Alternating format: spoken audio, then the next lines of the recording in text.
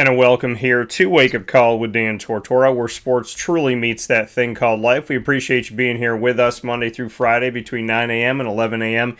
Eastern Time, and happy to be with you up and down the East Coast, the Midwest, the West Coast, and all around the globe as you are here on YouTube.com and Facebook.com, both /WakeUpCallDT and on wakeupcalldt.podbean.com. So however you're connected with the show, we thank you for being here. We are, of course, in the Sunshine State. I've been down here in the South for the last few days, of course, down in Atlanta, Georgia, covering the doubleheader of the Aflac kickoff game, and had the opportunity to speak with and be on the sidelines pregame, which was awesome, and have the opportunity to obviously cover the two games that were there, ACC versus SEC, Syracuse against Tennessee, and then Virginia Tech up against South Carolina. I hope you all had a wonderful Labor Day.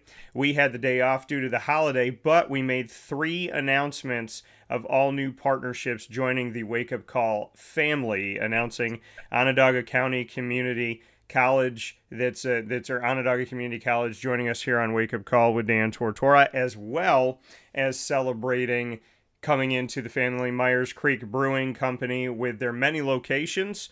And of course, they're in Cazenovia, Syracuse Inner Harbor, and in 2026, Lake Placid.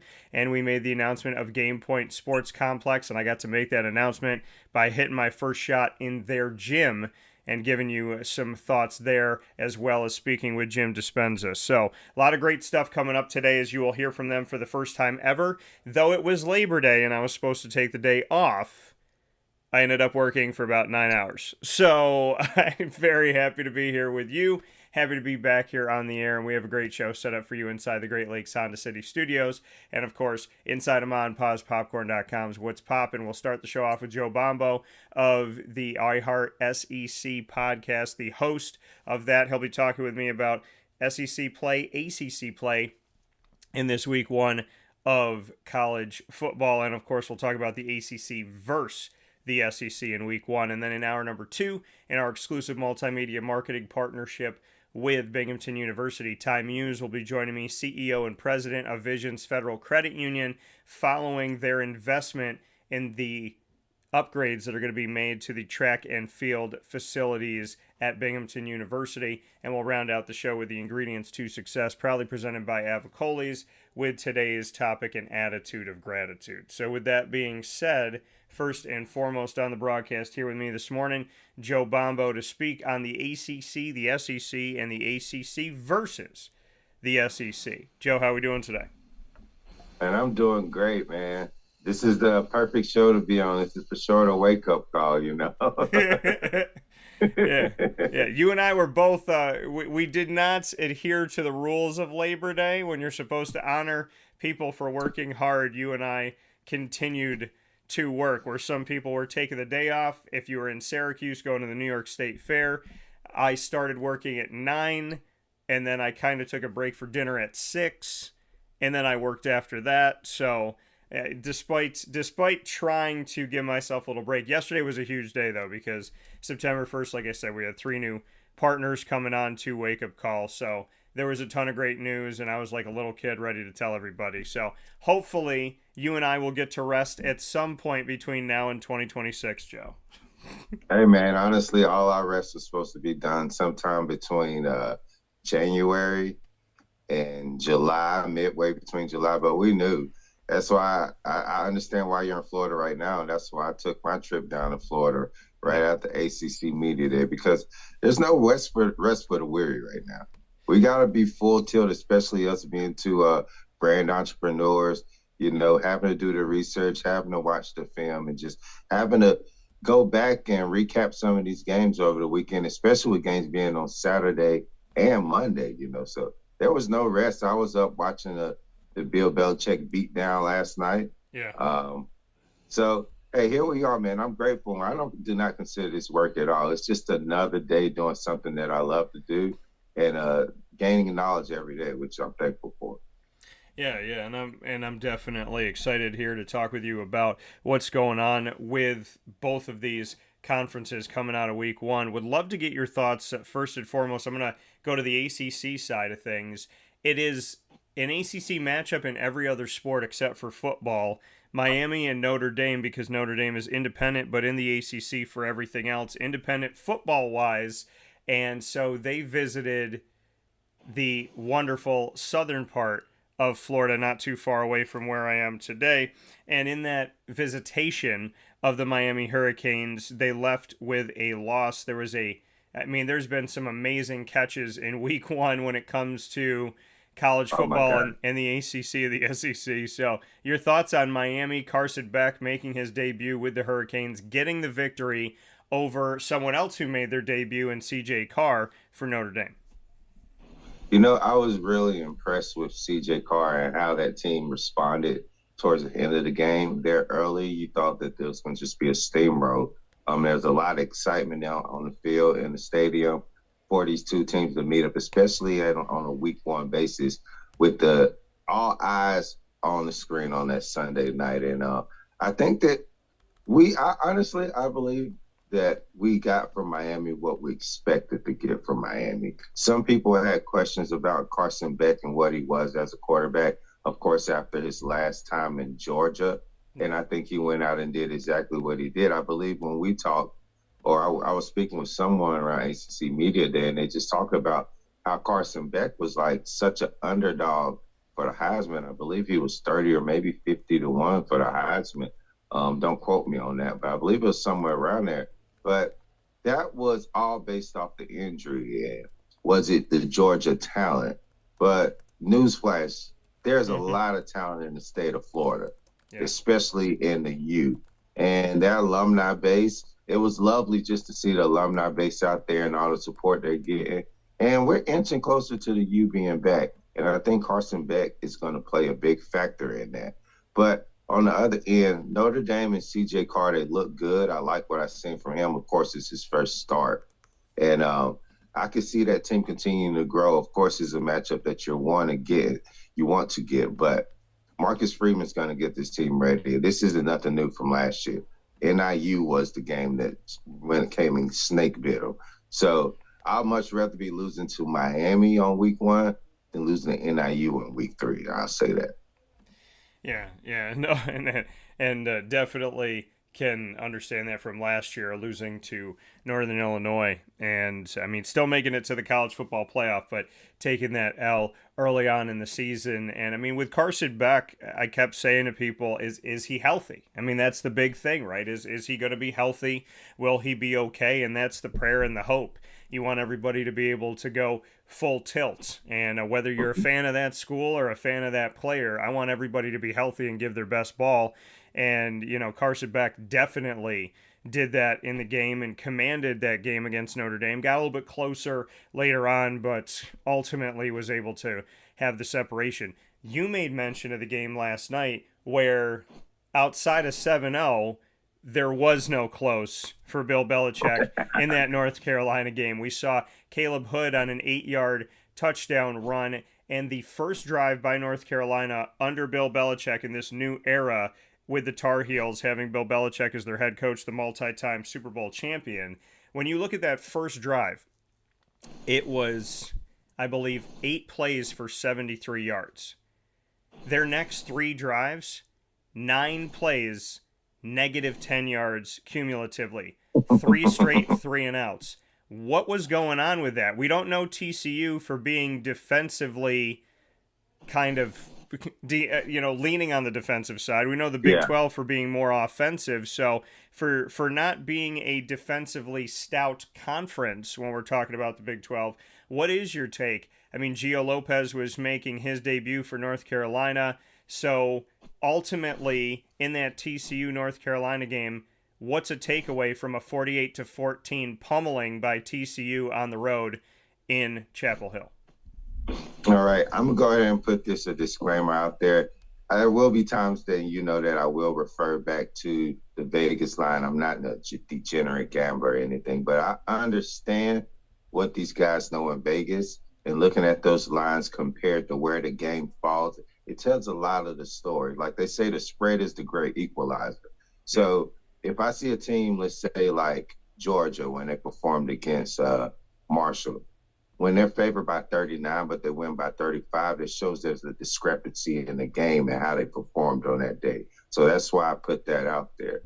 When I look at this game, and I was talking to my lady about it, one of my biggest takeaways, a lot of people don't know what's going on with Chapel Hill.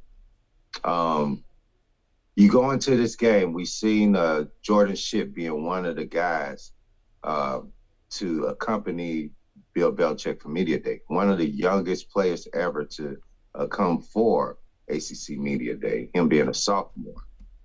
You look at the game script, and if you went on and you checked out the lines, could you believe there were no reception totals for Jordan Shipp? There were no receiving yards for Jordan Shipp. Jordan Shipp was not seen on any prop platform.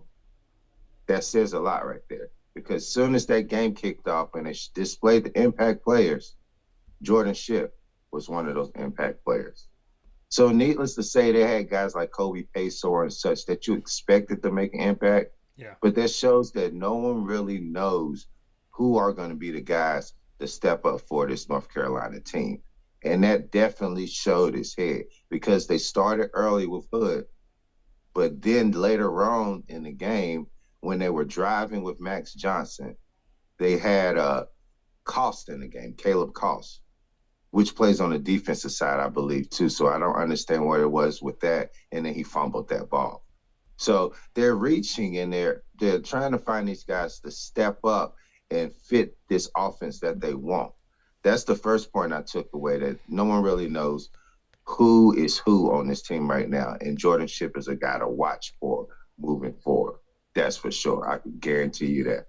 And then another thing is, it was something that surprised me from the beginning.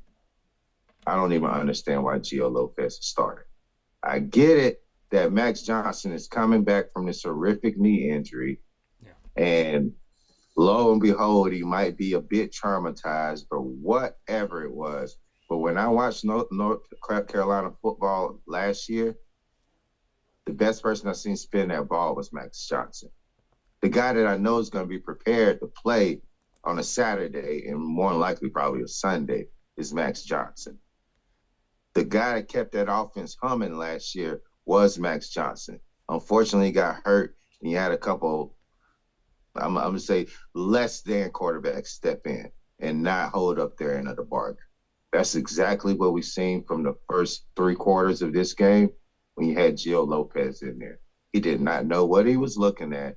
He couldn't get the offense going. They didn't trust him passing the ball. And lo and behold, if they weren't going to pass the ball with him, they damn sure didn't do a good job of trying to run it with him, which is one of his many strengths. So that left me a bit confused there, Dan. What about you?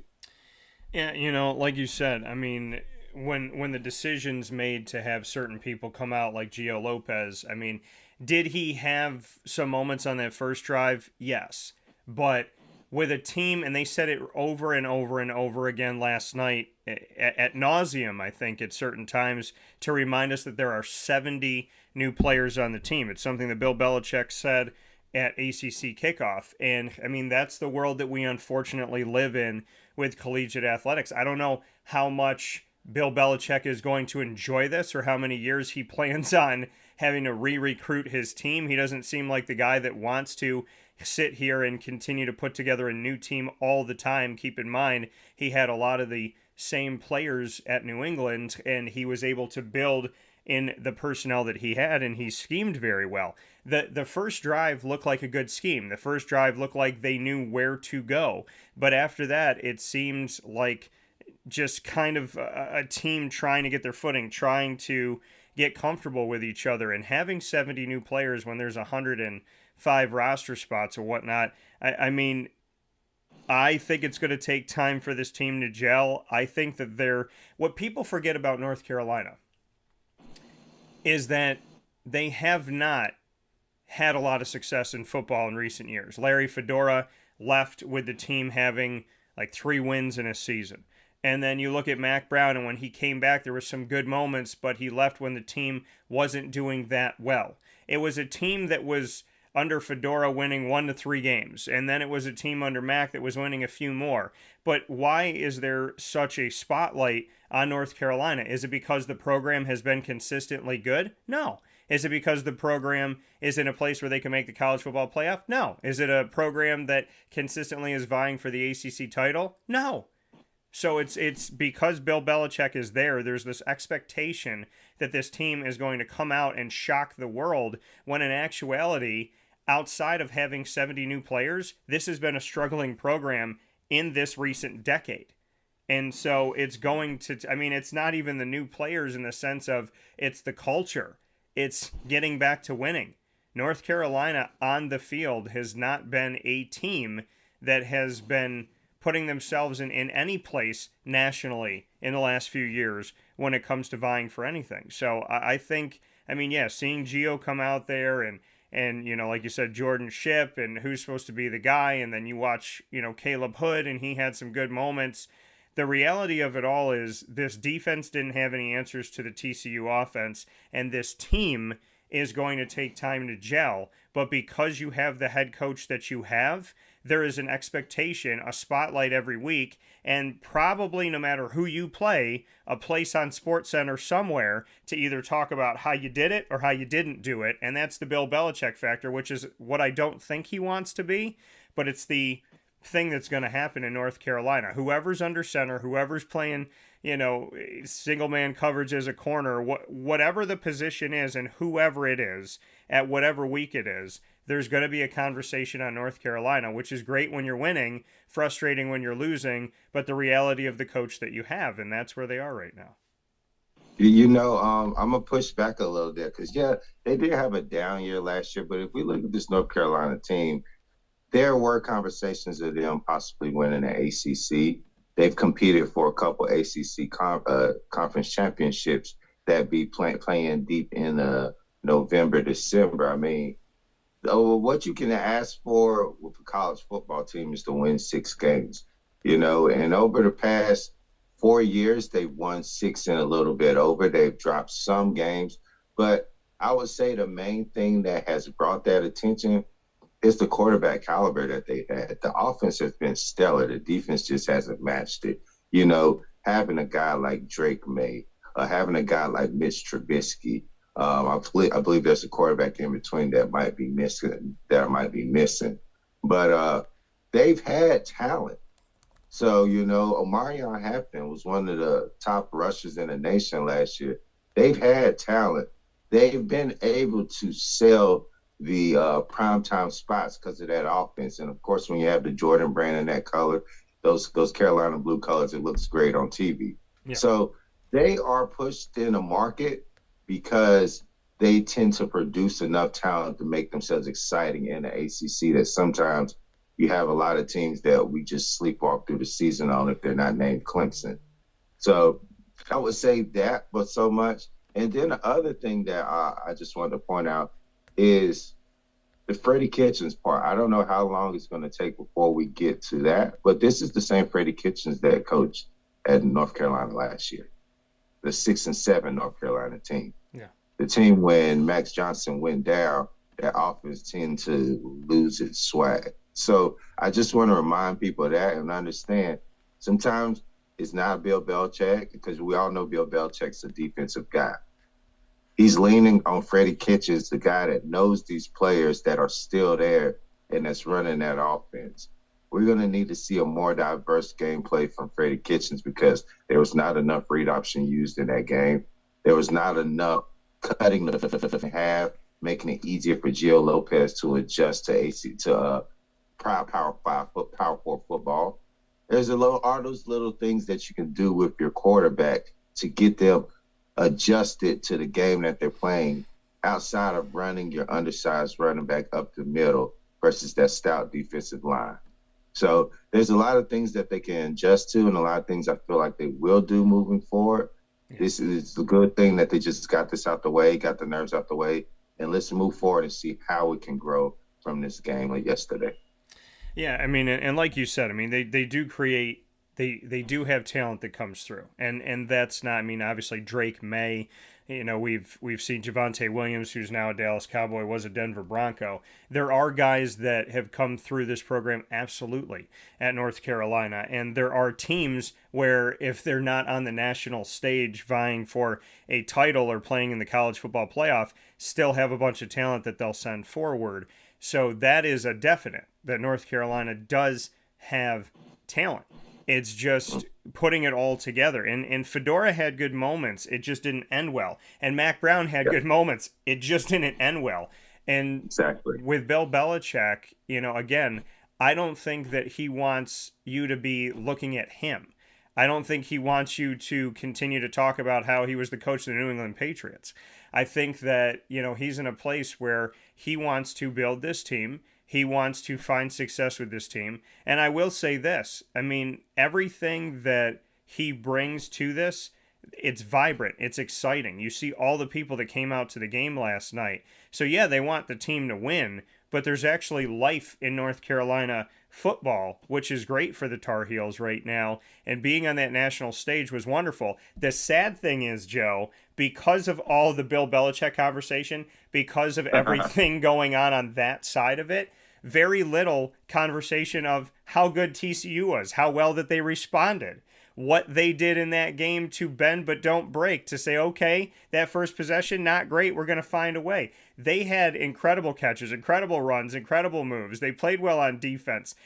After an interception, they took the interception right back and took it to the house. So I feel like, and this is where I get frustrated sometimes when it comes to sports, because there's a narrative going into the game, because there's a conversation or there is this talking point going in, when something doesn't happen the way that people were hoping it was going to happen or writing that was going to happen, there's no adjustment to it. So I think this morning, yes, Bill Belichick had his first game, and we hope that he does well. But TCU had a great game. TCU, when they were on Monday night, they showed the world that, hey, we could play defense. We could respond well. We know what we're doing. Our quarterback's pretty good. Our receivers are pretty good. Our guys can do some things.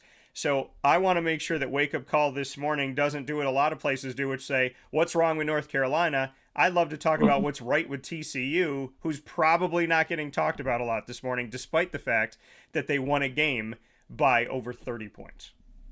Yeah, I totally agree with you. You hit the nail right on the head right there. And that Josh Hoover, man, he can spin that ball. Man, I don't know if you remember that throw, he was rolling out to the left and he turned those hips around and put that ball right on that receiver's right shoulder. Even before the guy turned around, there was no space to find a place to put that ball, and he put it there. Like, I love Josh Hoover the times that I seen him play last year. I think it was later on in the year. And I remember seeing his name on those 24/7 lists, but he's definitely got something to show this year. His name is going to start to creep up there in those conversations. And when we're talking about top 10 picks or top 10 quarterbacks or top 5 quarterbacks. But another thing I want to add on before we go forward is TCU was in this situation a couple years ago, and they said that they expressed that during a broadcast. They remember when Colorado came in and beat them 42-45. And Sonny Dykes talked about how his team wasn't prepared, and they made it more personal because everyone came in talking about Deion and Shedeur and Travis Hunter and how they felt like they were overshadowed. So this is nothing new for them. It's so ironic how things set up and they back in this spot again for some redemption. So this is nothing new to this team, and they learned from that. The coaching staff learned from that, and it damn sure showed last night. Yeah, and so, and Sonny Dykes, remember, within these last few seasons was able to get his team to a 13-2 record and get them in the college football playoff for the first time ever. So there's something to be said about what Sonny Dykes is doing, and I knew him before that at SMU and saw his work there. So a lot of credit to Sonny Dykes for TCU's play and to his coaching staff. Keeping with the ACC, SEC play, there was this game that went on, Joe. I don't know if you recall it or if you're familiar with either one of these teams. One of them I think is called the Crimson Tide. And there's another one that's not too far from me right now in Tallahassee, some Florida State team. So they went up against each other. The irony is, in what was called the Chick-fil-A kickoff game before it was called the Aflac kickoff game, a few years back, I went on site on location to my first kickoff game, and that was Alabama Florida State at Mercedes-Benz Stadium in Atlanta. Here I am years later at Mercedes-Benz Stadium in Atlanta for a doubleheader kickoff game, and who's playing in week one? Alabama Florida State. Not in this game, but playing each other again, and I just thought that that was interesting to have that connection with the kickoff game, and then to be at the kickoff game and then still see that matchup in the first week of college football for this season that they had years ago. Tommy Castellanos, and you were there sitting right next to me when he doubled down on what he said. I'm not taking back what I said, about that game against Alabama. And he not only came through with his teammates, came through in a massive way. They let the Alabama Crimson Tide, who are always going to be ranked in the top 10, no matter who they have on their team, who their coach is, ranked in the top 10 coming into the season. Florida State, unranked, came in last year ranked 10th in the nation after being completely disrespected, in my opinion, by the college football playoff, who did not let them in with an undefeated record and an ACC championship because their quarterback was injured, which is not what they did to Georgia last year with Carson Beck, nor what they did with Alabama years ago when they were figuring out their quarterback situation, but I digress. So Alabama goes into Tallahassee, and Florida State, who had a very passionate Mike Norvell at the podium that you and I saw a guy who was still pissed off about last year, still frustrated, still angry, still wanting to show people this is not who we are. Some people responded to his address as, oh, this is a guy that's only mad because he's on the hot seat and he's probably going to get fired, or he thinks he's going to get fired, or let me just remind you that somebody got fired after making a speech like this, was fired 6 months later. I said, or it could just be a guy who's had enough of what's gone on, who knows that there's better there, who knows how to win, who got himself on a national stage at Memphis, whether people want to admit it or not. So Mike Norvell comes out, Tommy Castellanos comes out, here's this game against big old Alabama coming to blow the house down in Tallahassee, and it doesn't happen. Your reaction to this ACC-SEC matchup where Florida State not only talked it, but they walked it? I would say my reaction now, sitting back a day and a half, 48 hours after it or so, I would say that we all had a hangover from last year's Florida State team. And the thing is, every single year when we go into these seasons, especially with college football, there's only a certain amount of things that we could take away from the past year. Teams like LSU, well, not even LSU because they had a lot of turnover, but there's only certain teams like even Clemson and Penn State off the top of my head are the only teams that have the most continuity. Yeah. DJ was a hell of a factor last year. But that was the antithesis of the Florida State team. I'm going to say it, and I mean it. I seen DJ at Clemson. He was serviceable. I seen DJ at Oregon State. He wasn't impressive. I don't even understand why Florida State went after him. So that's a Mike Norvell thing. He made the decision to go for the big name and the guy that popped up in the transfer portal. That was the decision he made. He missed on that. So the team that you have this year is the team we should have seen last year if they had a better quarterback. So we all got caught up in that horrible season Florida State had last year. Yeah. And we tried to apply that information to this year when we forgot that this team just was on the brink of making the college football playoffs 3 years ago. Well, would that be 3 or 2 years ago? Call it what you want, But I feel like that was the biggest thing before the game. Getting into the game, and I put this down on my notes from when I was taking it. I said, Florida State needs to start to play for the name on the back of their jerseys and not think that people are going to lay down because the name on the front of their jerseys. That's what I seen. I felt like it was a bunch of kids that came in with 5 stars, with a lot of accolades. They didn't come in passionate and prepared. They came in half-assing. And it showed. They were punched in the mouth. They thought after the first drive of the game that this was going to just be macaroni and cheese. But they found out that Florida State wasn't playing no games. They stood on business. Tommy Castellano stood on business. Yeah. And all those guys came in, and they showed why Florida State was one of the most prominent programs in the early 2000s and why Florida State should be back in the spotlight this upcoming year. Castellanos has legs. His passing and his deep ball might be questionable. His size might be questionable. But if you get that ball and he tucks it in between his arms and decides to scramble with it, you need all 11 guys barreling down towards the quarterback. There wasn't a lot of barreling down. There's a lot of jogging. There's a lot of missed pursuit angles. There was a lot of eyes in the wrong place. Yeah. And it showed on the film. So it looked like one team that was prepared and ready for the battle, another team expecting because I got a bigger weapon and I'm just gonna go in and I'm gonna just spray everything up. It doesn't happen like that on Saturday football. Yeah, no, and that's the thing is that they're, like you said, and when we talk about narratives, we talk about where things are in people's minds, there's that look back to what happened last season. Where was the team at last season?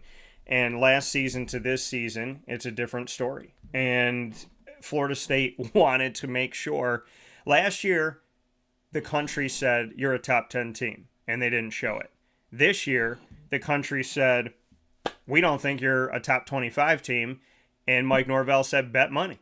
And so did Tommy Castellanos. And I don't think, if you ask Mike Norvell about rankings, he knows all too well at Memphis, whatever. You're not going to get what you expect to get, what you hope to get, what you want to get.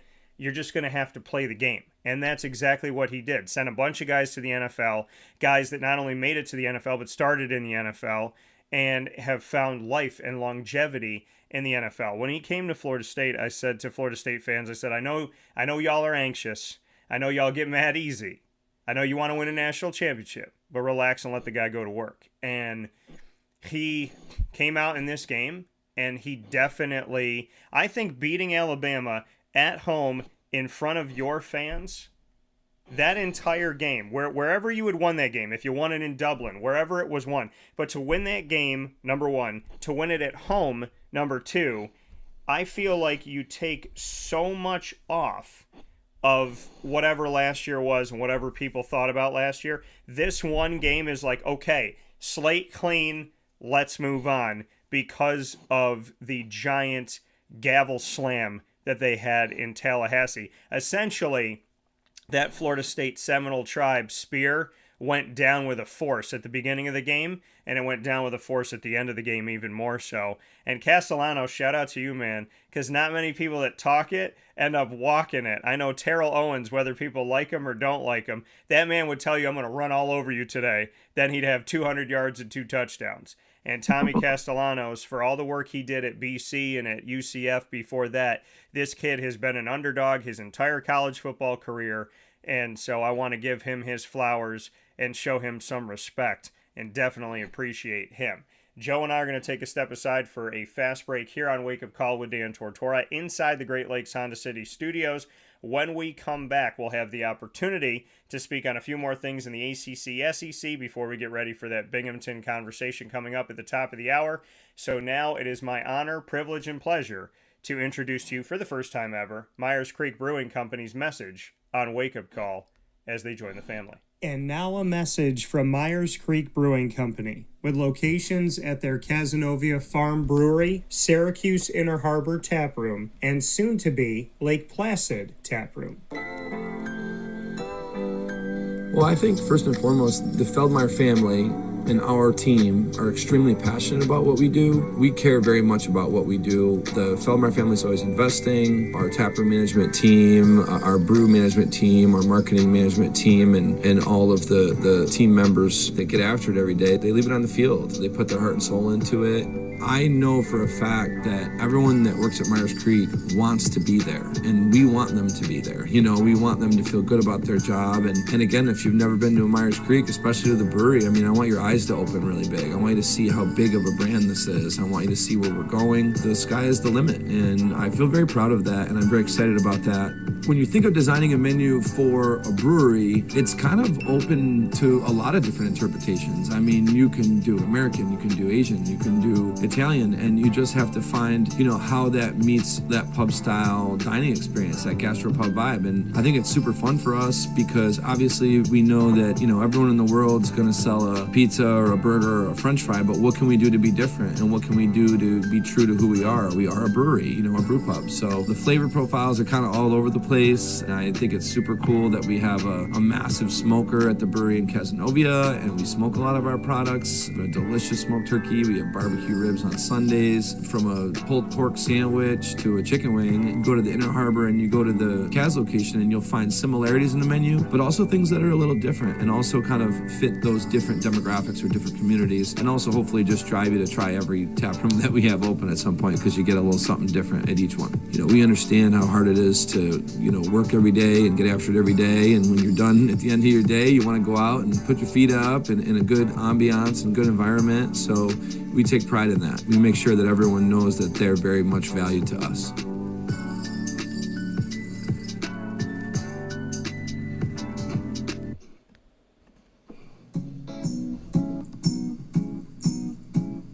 In these unique times, there are those in our community that give us a sense of normalcy and positivity. Pizza Man on 50 Oswego Street in Baldwinsville has been here for you for over 35 years and is here now. Call 315-638-1234 or order online at pizzamanbville.com to bring those familiar tastes into your home. And remember to come see our monthly on-site broadcasts centered around the community and our Baldwinsville Bees. Pizza Man in Baldwinsville. Any way you slice it, they are always here for you.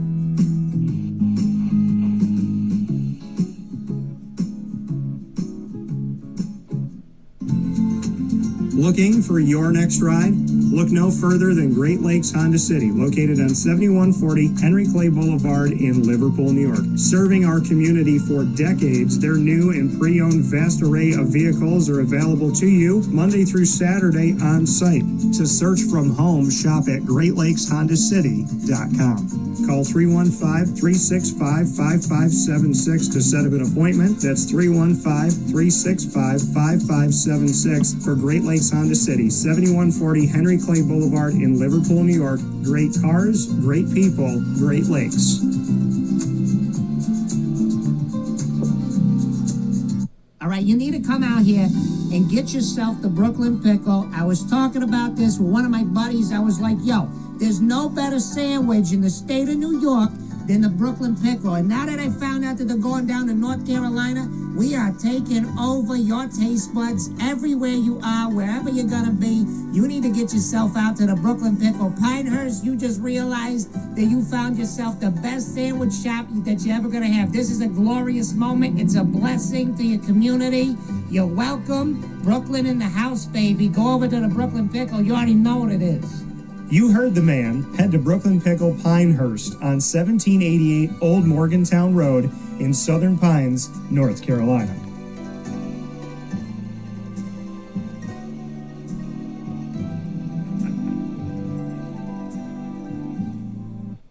And a welcome back here to Wake Up Call with Dan Tortora, where sports truly meets that thing called life. Coming to you from the Sunshine State down here in the great state of Florida, our second home of Wake Up Call and Dan Tortora Broadcast Media. So always happy to be down here in Florida. And of course, we'll be back up in New York. Got a big opportunity for Syracuse to bounce back at home with their first home game of the season coming up this weekend. But staying with the ACC, SEC, Joe, before I let you go here, the host of iHeartSEC's podcast, the two games that we had at the Aflac kickoff game, Syracuse, Tennessee, as well as Virginia Tech, South Carolina, we saw the ACC face the SEC like Alabama, Florida State, a bunch of these ACC, SEC matchups to start off the season.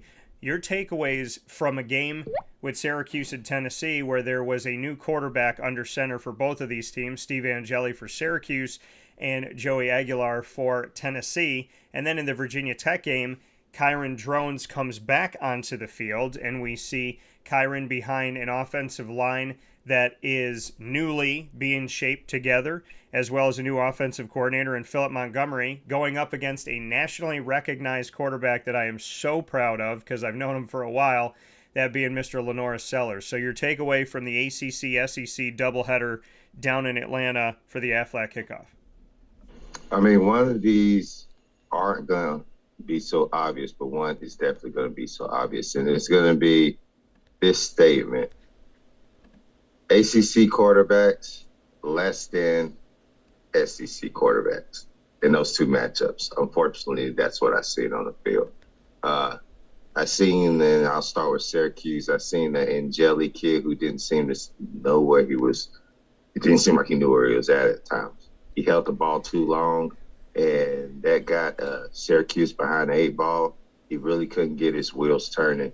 And it just seemed like a quarterback that was pretty young, and that wasn't ready for the live bullets that were flying on a Saturday. So that was definitely my take from there. It was kind of hard to watch, to be honest.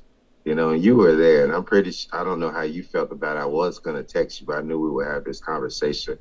It was kind of hard to watch Angeli out there. Couldn't get anything going for the most part. A couple drives stalled out when they had a chance to come back in the game and make it a game. I believe the score is 24-17. Then you had Joey Aguilar throw that beautiful ball over the top and just connect with that receiver, Staley. And once that happened, it was like it took the sails out of the Syracuse team, and that one bit of hope that they thought they had jump back in this game and make it a competition just soared out the window. And we had the conversation before when Fran said we can't get beat over the top. Yeah. Well, Aguilar found many ways to beat them over the top, to say the least. And just the other game, I mean, we expected Sellers to be stellar. You know, we expected him to come out and perform. Of course, he scored the first touchdown in the game using his legs, and then got back and started to drop the ball off to some of his receivers, and they had a pretty complete game. And Kyron Drones, man, like, I had high expectations for this guy coming in, but the performance I seen was not the Kyron Drones I remember. I don't know if the weapons aren't there or whatnot, but I hope this is just a blip on the radar, because I need to see much more from Kyron Drones. He did not command that offense. He did not. It seemed like he was the first-year quarterback, and he's one of the longest tenure quarterbacks within ACC, you know, outside of Club Nick. So it's kind of crazy, you know, to see the two different dynamics from a South Carolina quarterback who's in his second year and looking to prove himself versus Kyron Drones, who is in his third, fourth year at Virginia Tech, and he should have commanded his team and be the ultimate leader, but it just didn't seem to show on the field. That's for sure. Yeah, I mean, Lenoris Sellers, listen, this is a guy who was recruited by Syracuse, committed to Syracuse, and ironically was playing in the same place as Syracuse this past weekend, but not for Syracuse. He, in my opinion, Lenoris Sellers, a healthy Lenoris Sellers at the end of this season, will be in that national spotlight. A healthy Lenoris Sellers and the South Carolina team will make a push to shake up the SEC this year. I believe that. His first drive, 16-yard touchdown run, the moves that he made, Lenoris Sellers of this team are going to be okay. And you talk about getting beat over top. He made sure that Virginia Tech was beat over top as well on a huge touchdown play down the field. So, you know, I looking back on these games, Syracuse is to go up against a Tennessee team in the first week of the season And like Virginia Tech, most of your offensive line is new outside of Demetrius Weatherspoon.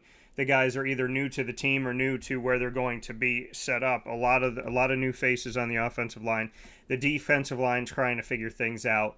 And I knew that they were going to test Demetrius Samuel Jr. I knew that was going to happen. They absolutely tested the young true freshman, the 17-year-old corner for Syracuse. He was tested all day by Joey Aguilar, and Joey ended up beating him more often than he didn't. So it's growing pains for Syracuse. Tennessee, Joey looked great. I give him a ton of credit. He looked really, really good out there. Syracuse made it a game in the second half and tried to, come back, but they had given up too much in the first half. For Virginia Tech had moments in a low-scoring baseball game. I mean, that game was a baseball score for a while until it was opened up by South Carolina. Am I surprised that South Carolina and Tennessee won?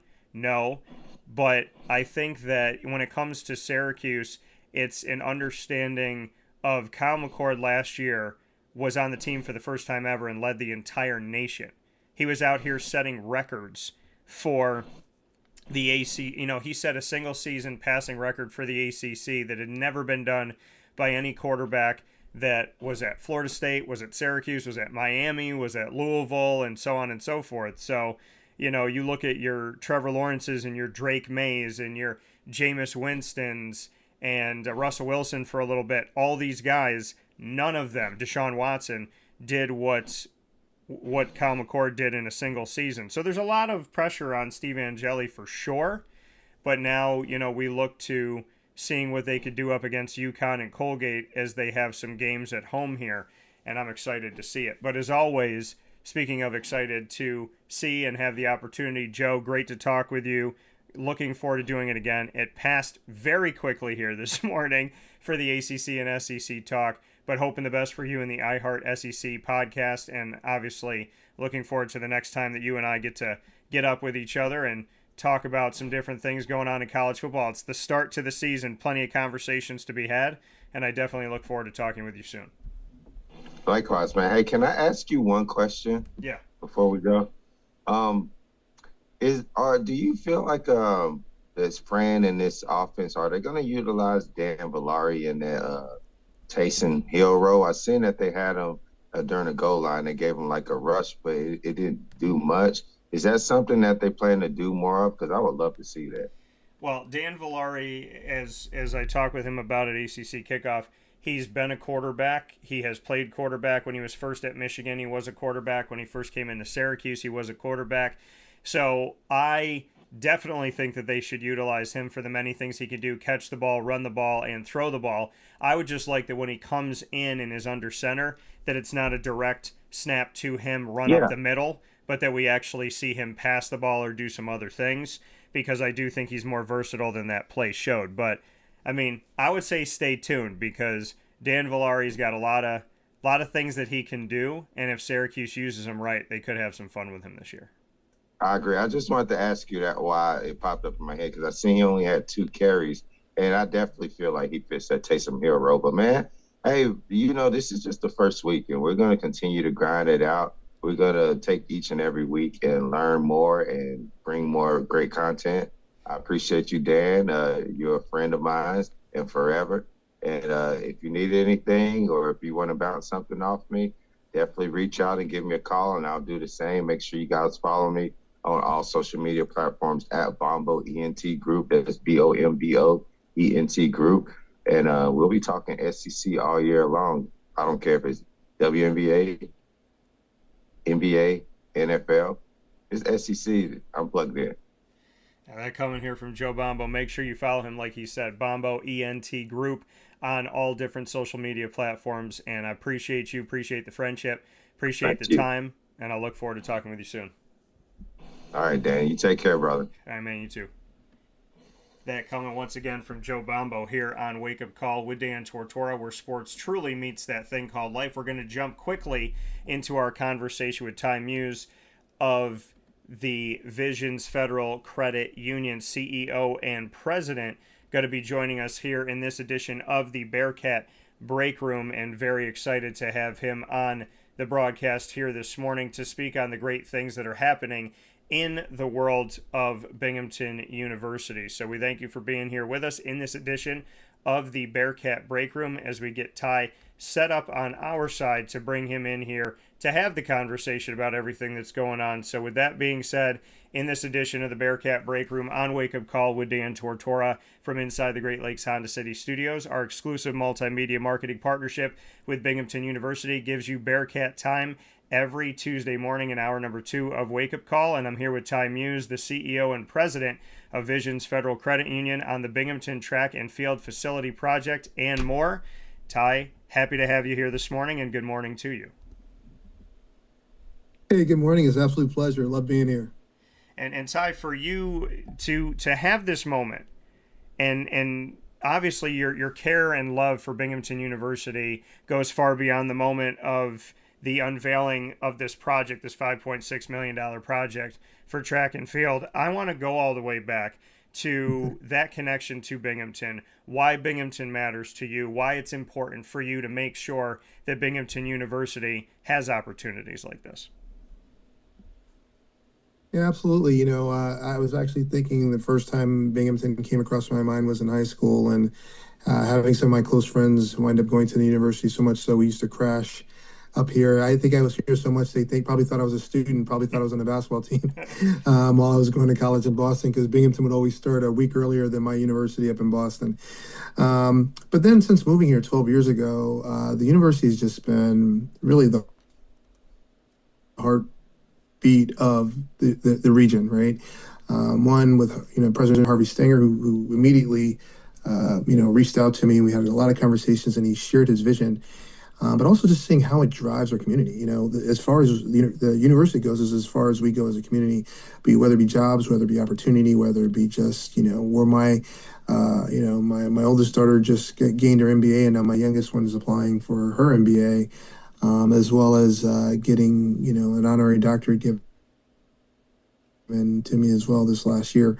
But for me, it's just thinking about the potential that the university has. It's not just the value buy, but it's now literally it's like one of the best universities you can go to. And I'm super excited about having that in my back lawn.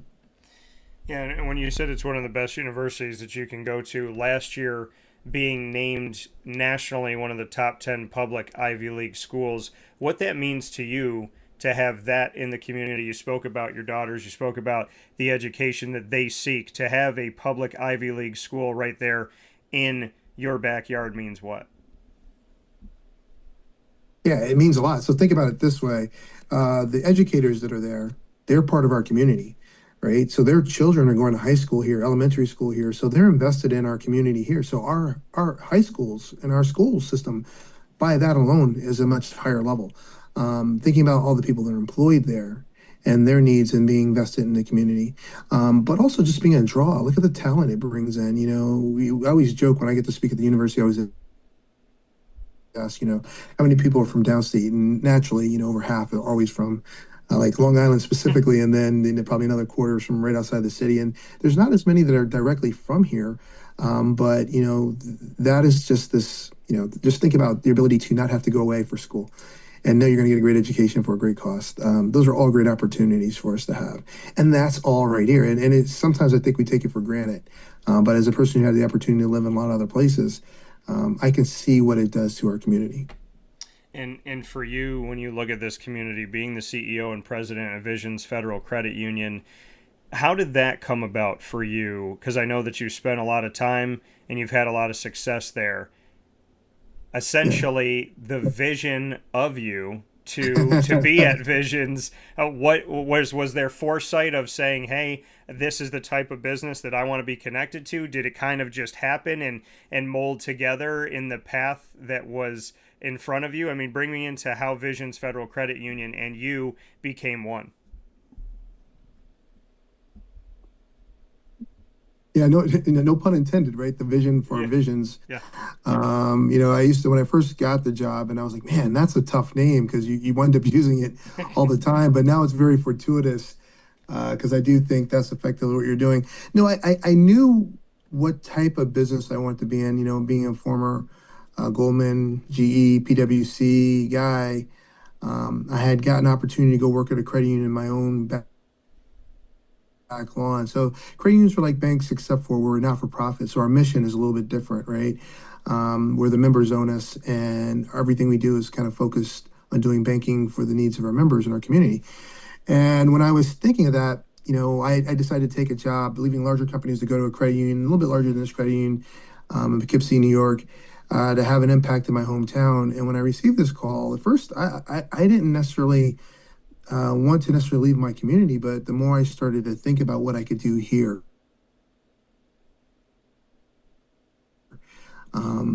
it just started to excite me more. Thinking about being familiar with the region for those who attended the university or have been here, you know what it's like to have Johnson City, Binghamton, Vestal.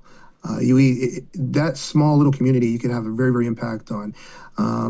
Being a bigger fish in a small pond, you literally could remove all hunger if someone could find a way just to donate $2 million a year to our food banks. And those type of thoughts of just seeing that type of reality in front of me, of growing at the time a $3 billion credit to over $5 now, is what excited me. Looking at the footprint, looking at the community, looking at the people, looking at the school system. And then it wasn't missed on me that I had this great anchor of a business, being the university, right here in my back lawn. So when you start thinking about the impact that you can start having by us as a community financial institution supporting the vision of the university, seeing how they're reinvesting in downtown, how they started investing in Johnson City and now over here in Endwell, you can start seeing rather quickly where the best spend of my money goes, and it's behind resources that the university is doing, and I think it amplifies our giving. So if I were just giving, $50,000 to $100,000, to XYZ, but if I give it to the university along with the state support, that becomes this $5 million type of project. If we give $1 million, so to me, that's what's really exciting about being a financial institution that can partner and support the university. I'm hoping other institutions as well. I mean, we're lucky that we have several large other institutions here that they also see that connection and how their money gets amplified when they give to the university.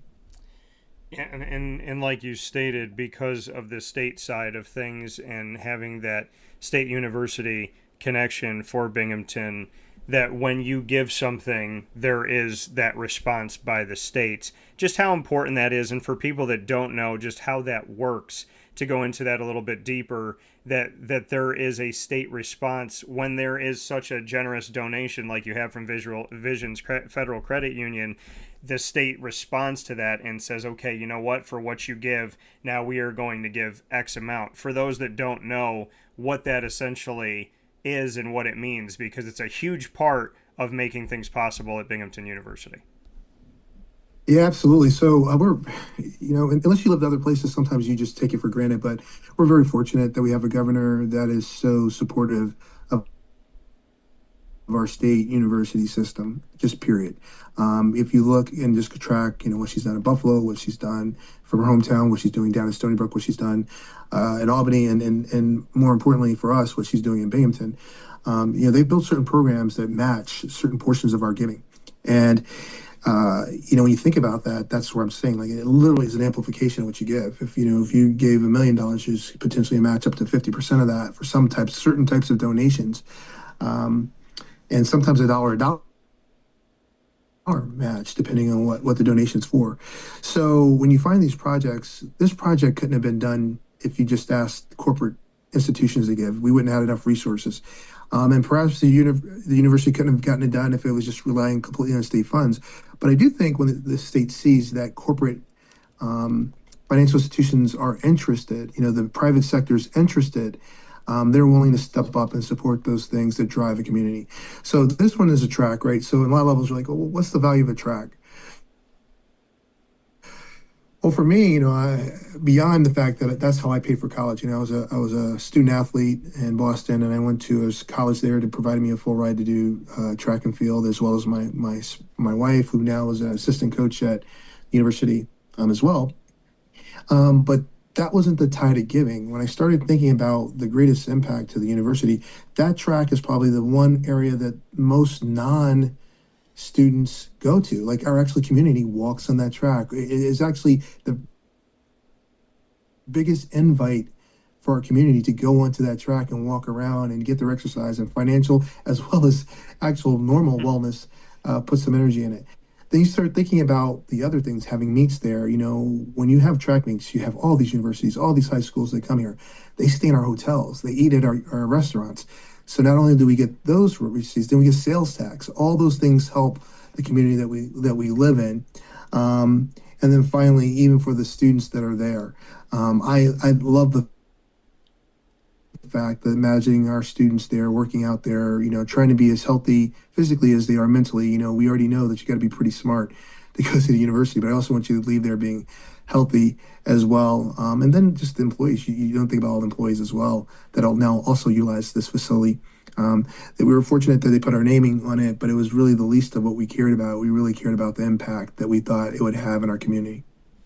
Yeah, and like you said, I mean, that wonderful welcome to the university when you look at that space, a place that can be so much more than just for the student athlete, and for the student athlete so many things, but now to go far beyond that and to look at that, the fact that this space will now be named the Visions Federal Credit Union Track and Field Facility. When you make mention of this kind of being a welcome mat to the university, that welcome mat to the university that people can come in and see and experience for themselves is now going to have Visions' name on it. And obviously we see Visions when we walk into the event center at Binghamton University. Why is that so important to you for what Visions is and what Visions is meant to be for the community, to have your name in connection to Binghamton? Because you have to be strategic, right? And where you put your name, the partnerships you have essentially doubled down, if not more so, with Binghamton, with having this track and field facility with Visions' name on it. And I'd love to know why you feel like this is increasingly a place that you want to give more to, and that you want to see Visions' name in connection with Binghamton. I mean, you kind of hit the lead right on the spot there. So if you think about it, I look at the university as being exceptional, and we want to be tied to things that are exceptional. Let's just start there. Whether it be the education, whether it be the educators, whether it be the programs, whether it be the research. Look, we just got a Nobel Prize winner. I mean, there's a lot of good things happening in Binghamton. We want to be tied to that, and we want to continue that momentum in that area. Selfishly, we're a growing institution. And, we were about 900 employees when I got here with 350. We're always looking for more talent. So if we can keep investing in the university and ensure great, strong, successful people come out of their school and their program to eventually be a feeder for us, and not just finance, but also technology. I think people don't realize most banking institutions are really tech companies with cash now. Right? We're not your old mom and pop's old bank anymore, where you come in and get the lollipop. Like we're using data, we're using technology, we're leveraging so many more things, AI, that you just probably wouldn't realize. So we need to be tied to programs that could be providing those type of resources. That's why we get not only to like the sports, even though our names are all over the sports. We get to a lot of other things like the School of Watson, et cetera. So those are, as well as the School of Business, because all those are resources for us, hopefully, to be people resources for us in the future as well. So when you tie those two things, it just makes sense for us.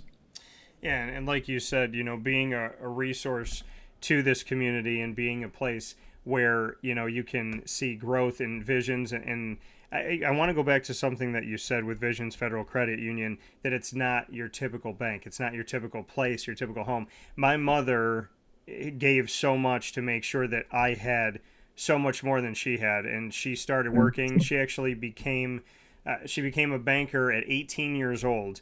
And Wow. So she was in college for, I think, like a semester. She will tell you that her older sister, my Aunt Donna, spent all the money, so she couldn't go to college.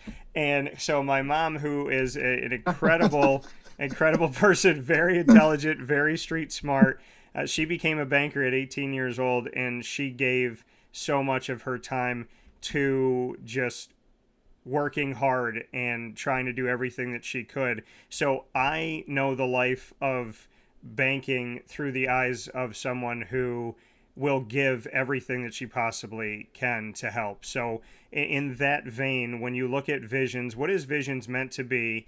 in your opinion, and why is it so different? When we talk about a non-for-profit and we speak about banking, people don't understand that. They say, how do those two things go together? So I'd love to get your thoughts coming from a place that seems like it's built on so much more than simple transactions. And I learned a lot about that from my mom. So I want to get your thoughts. Well, first, I can tell I already love your mom, from banker to banker. One of the things I think that we've seen over time is, one, the schools, we don't talk about finances, money, banking, budgeting. I don't know if you're, I'm older, so I actually remember when we had to learn how to write a check in school, and it's just so funny to see that all disappear. But the reality is, when you think about banking, and I think community banks do a really good job of this too, that we're the fabric, the backbone. Like when COVID happened, everyone was still coming into the branch, if no other reason, just to see people and talk to people. And I've literally seen people wait in line for their favorite teller because they built a relationship. I know it sounds funny to think about like a relationship, but that's what I really want. We were doing this one promotion where we had a competition where we worked with 5 members to see if we could help them improve their financial lives. And at the end, the winner got like $10,000, right, of kind of doing this. And they allowed us to track them. And we had check-ins, and they met with me once throughout the process and then again at the end. And I remember this one person just saying at the end, I just didn't know I could have that type of relationship with my bank. And I thought that was a funny thing. Creditors, we often don't like to use the word the same. I think we were the verb, but not the noun. But I thought that really resonated with me, that she said, I know I can have a relationship like that with my bank or my financial institution. And I started to think about, well, what does that mean? Like, it means we're more than just the transaction, to your point, D. Like, I was sitting here thinking we're part of the fabric of helping them reach their goals, whether it's saving for that vacation, that car, that house, or their kids' tuition, or that person who financed it, right, and trusted them by letting them borrow. But I think the one unique difference when you start talking from banking to a credit union is that not-for-profit part, or I think they're both extremely valuable. There's not enough credit and resources and ability to lend and capital if we didn't have banks and credit unions. But in the credit union model, we're owned by our members, we're owned by the customers. So our goal isn't necessarily to raise the share price or the value, which the only way you can do that is by making more money. Our goal is to give back as much as possible while still remaining profitable enough to do our mission. So that means giving you more dividends, giving you lower loan rates, and trying to eliminate fees. I mean, every year we have a meeting to see what fees we can get rid of. That's not a typical banking type of thing to do. Yeah, no, and it does. I mean, it sounds, and I appreciate what you said about my mom, but coming back to you and just how you speak and what you're talking about and what matters to you, it's an easy sell, right? When you're talking about Visions Federal Credit Union, when you're talking to the CEO and president, saying, we're run by our members.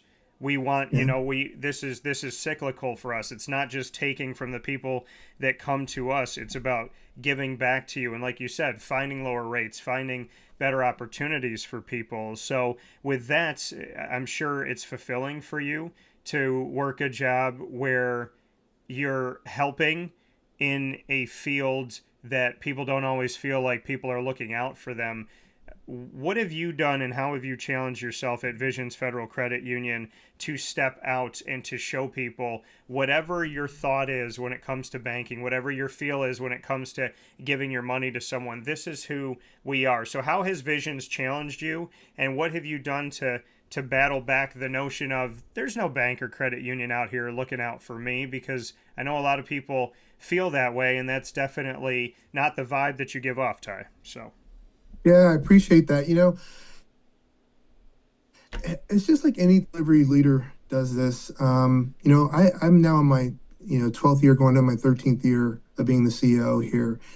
And when I got to the 10th year point, and I knew I had about 10 years left in my career, I was thinking, what do I want to do next? And I looked at a lot of things, and I realized I really want to keep doing this.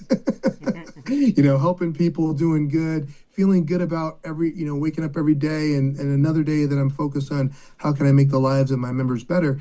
And it's going to sound corny, but I literally, in my head, quit and retook the job and said, all right, I got 10 more years. What do I want to do in those 10 years? and how am I going to make even greater difference?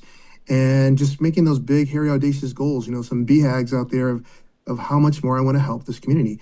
And it was little things like, hey, do you realize if we can grow our credit union large enough that we could donate $2 million to the food bank and no one would go hungry? That's a crazy thing to think. Like, if you're going hungry, like, literally, it wouldn't because you didn't have resources.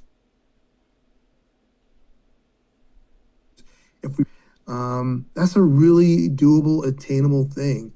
And that excited me. To think that we could have, hopefully, an app that makes learning about your financial wellness and making sure that being a credit union member ensures a better financial life, that really started to matter to me. And then we have a tagline, it's make visions matter. And I just really like it because it's, make, it's assertive. And how are you going to make it matter? And my dad used to say to me all the time as a kid, I'd be like, hey, Dad, watch the commercial and I can't believe that people don't care about whales or feeding people in Africa. And I'm like, why don't they care? And my dad would tell me, son, you can't make people care about something. And I thought about it. And about a year later, I came back and said, I disagree with that statement. If I can create value, they will care. And here's a great, example for Dan. If I go to you, hey, how are you doing, Dan? I give you this blank piece of paper and I hand it to you. And you're going to look at me like I'm crazy when I walk away. Like, why did you give me this blank piece of paper? But if I knew your favorite band was Coldplay or something, and I go, hey, I'm hanging out with DT today. He's your biggest fan. And he wrote this great note to you about being the #1 fan. I gave you that same piece of paper. And you walked away. You would drive 30 miles back if you forgot it, just to come back and get it.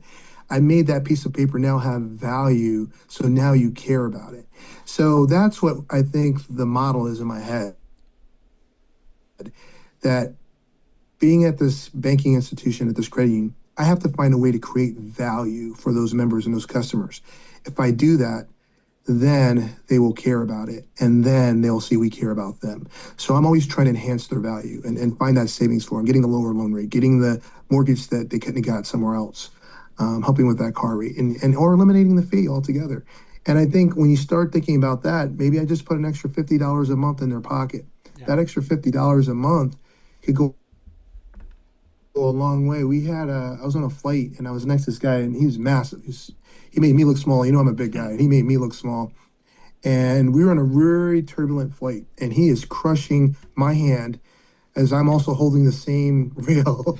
And I just tried to take his mind off of how much the plane was fluctuating. And he started talking and he worked at the Lowe's. And he was really struggling financially. And I said, hey, give me your information. I gave it to one of my people. They reached out to him. They were able to refinance all of his loans and save him $500 in cash a month. Same loans, but just better rate, better terms that want the saving him $500 in cash a month. Think about what he could do with that $500 a month. He could start saving now for his kids' colleges. He could start paying down debt faster. He could do a lot more things. So I think it's sometimes just being able to have that type of impact and value is what makes the job really, really fun in a measurable way.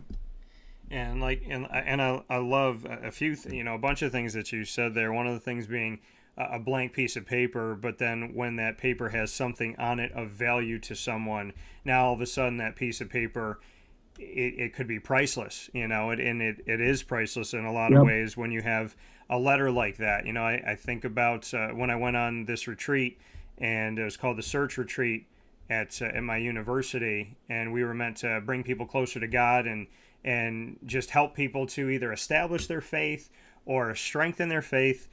And it was to challenge us team members as well as the people that were there with us. And, I go back to the fact that one of the things that you could do at Search is you could send letters. So the person running it, they sent out and said like, hey, give us addresses to people or give us an email or something to reach out to people and let them know if they want to send you a letter, but you never know what you're going to get. And so as a team member, we get letters. People that come on the retreat as well get letters. And I didn't know who was going to write me a letter. It was the first time outside of when I was a baby that my dad told me about this. It was the first time my dad had written me a letter. Wow. And to this day, like, that letter still make me cry. My mom wrote me a letter. They were the Yeah. best letters I've had in my life. So when you talk about going the extra mile for somebody and creating value where value didn't exist before, a blank sheet of paper, but now it has words on it, that is definitely resonates with me. I also want to hit something you said, BHAGs, big, hairy, audacious goals. Yeah. What makes you use that acronym, and what does that mean to you? Because now I feel like I might steal that, Ty. Well, I'm stealing it from a guy who's better than me. There's a writer named Collins who writes a book called Good to Great. It's one of my favorite books, business books of all time. And in it, he had coined this. You have to have these big, hairy, audacious goals that you're driving for as a leader. It kind of motivates and galvanizes the company.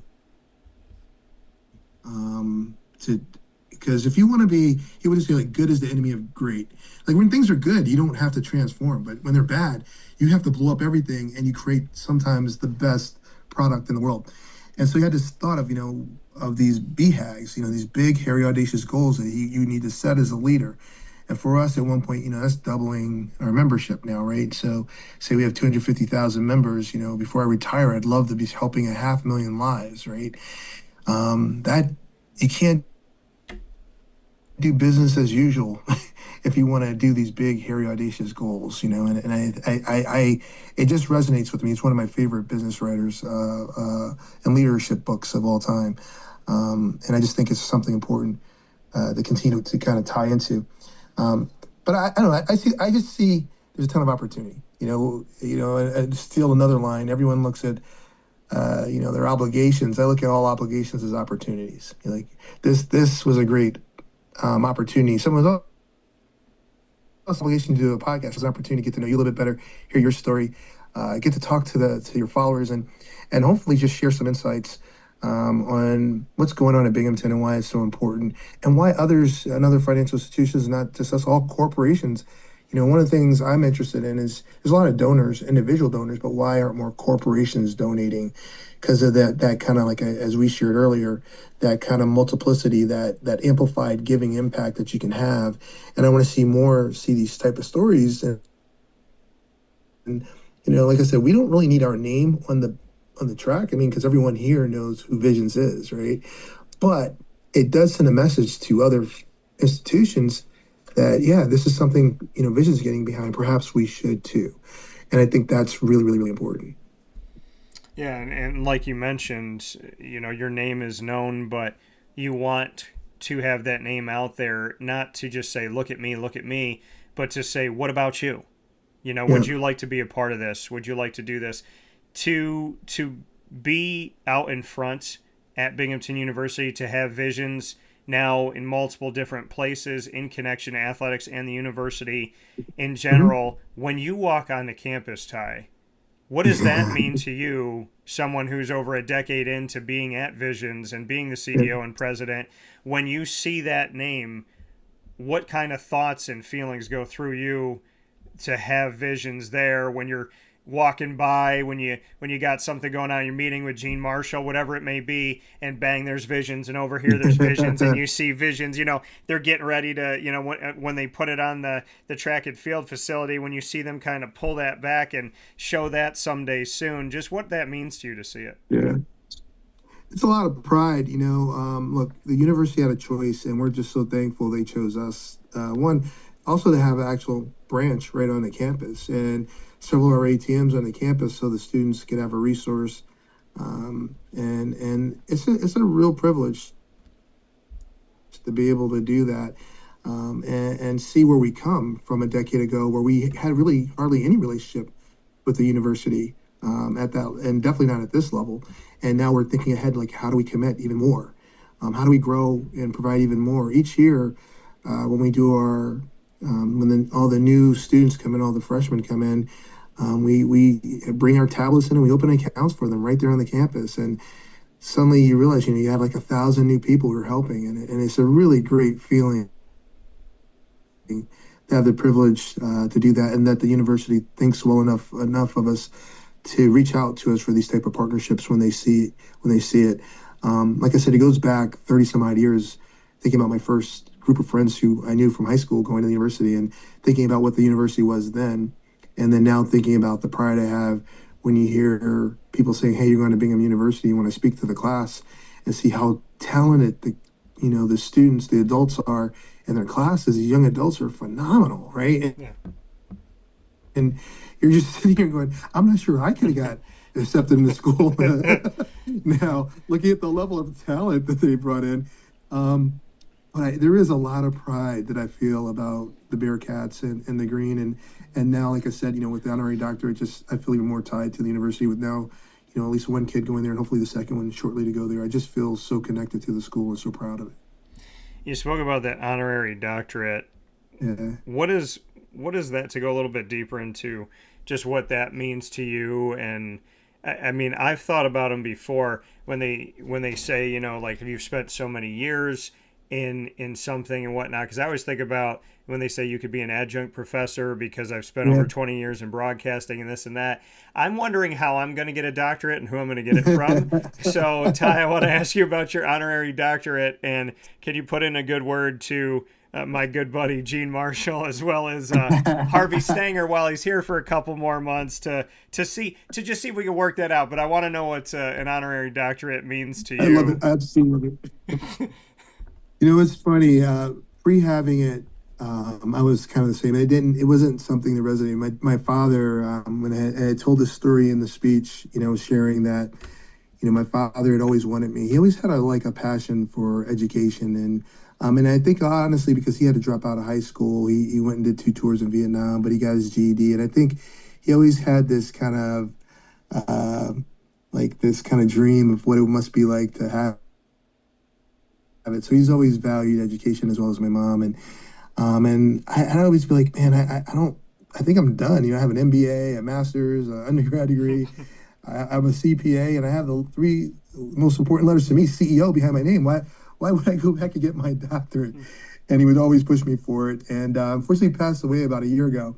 And so getting it this year, that's okay. I mean, like when you got the best dad in the world, it's a loss, but it isn't. I would rather have 54 amazing years of an example than 75 of a grumpy old guy, right? So we were, when I got it, I did share that story. And he would always say, I think that's enough. And he goes, it may be, it may not be, but you won't know unless you hear it. And then when I got to see Dr. Muse, it was one of those moments where it does have a nice ring to it, Dad. It does have a nice ring to it. So I think what it does, for me, it was less about the degree, but the more official connection to the university. You may not know, but I'm on the BU Foundation board, so I my focus is to try to find ways to continue to get money and resources for the university, as well as for the president, so that they can continue to fund all these amazing ideas they have. And it's a really big part of what we do. And our goal was to raise over $250 million. I just think that sounds way cooler than $250 million, and raise that type of money so that we can continue to act on the initiatives of the president. Harvey Stanger, who's literally was an amazing president, and now we have Ann coming in, who I'm excited to see her new vision. And so for me, it's just always this, I would do all this stuff, and then they would ask me to do something else, and finally I'm like, I was saying to Harvey, hey, I didn't go here. And I think I'm so tied to the university over the years that people think I actually attended. And I think it was just a very nice goodbye gift, perhaps from Harvey as well as the university, saying, hey, we see what you're doing, we appreciate it, and we want to make sure that we formalize this relationship between you and the university, and recognize your years of service. So it was a very, very gracious thing of the university as well as Harvey to recognize me that way. It was a really great honor to be able to talk to the kids and share my story, and tell stories about my parents and where we come from, and and just the path that is maybe not traditional, but it's a path that I think anyone can follow and be very, very successful.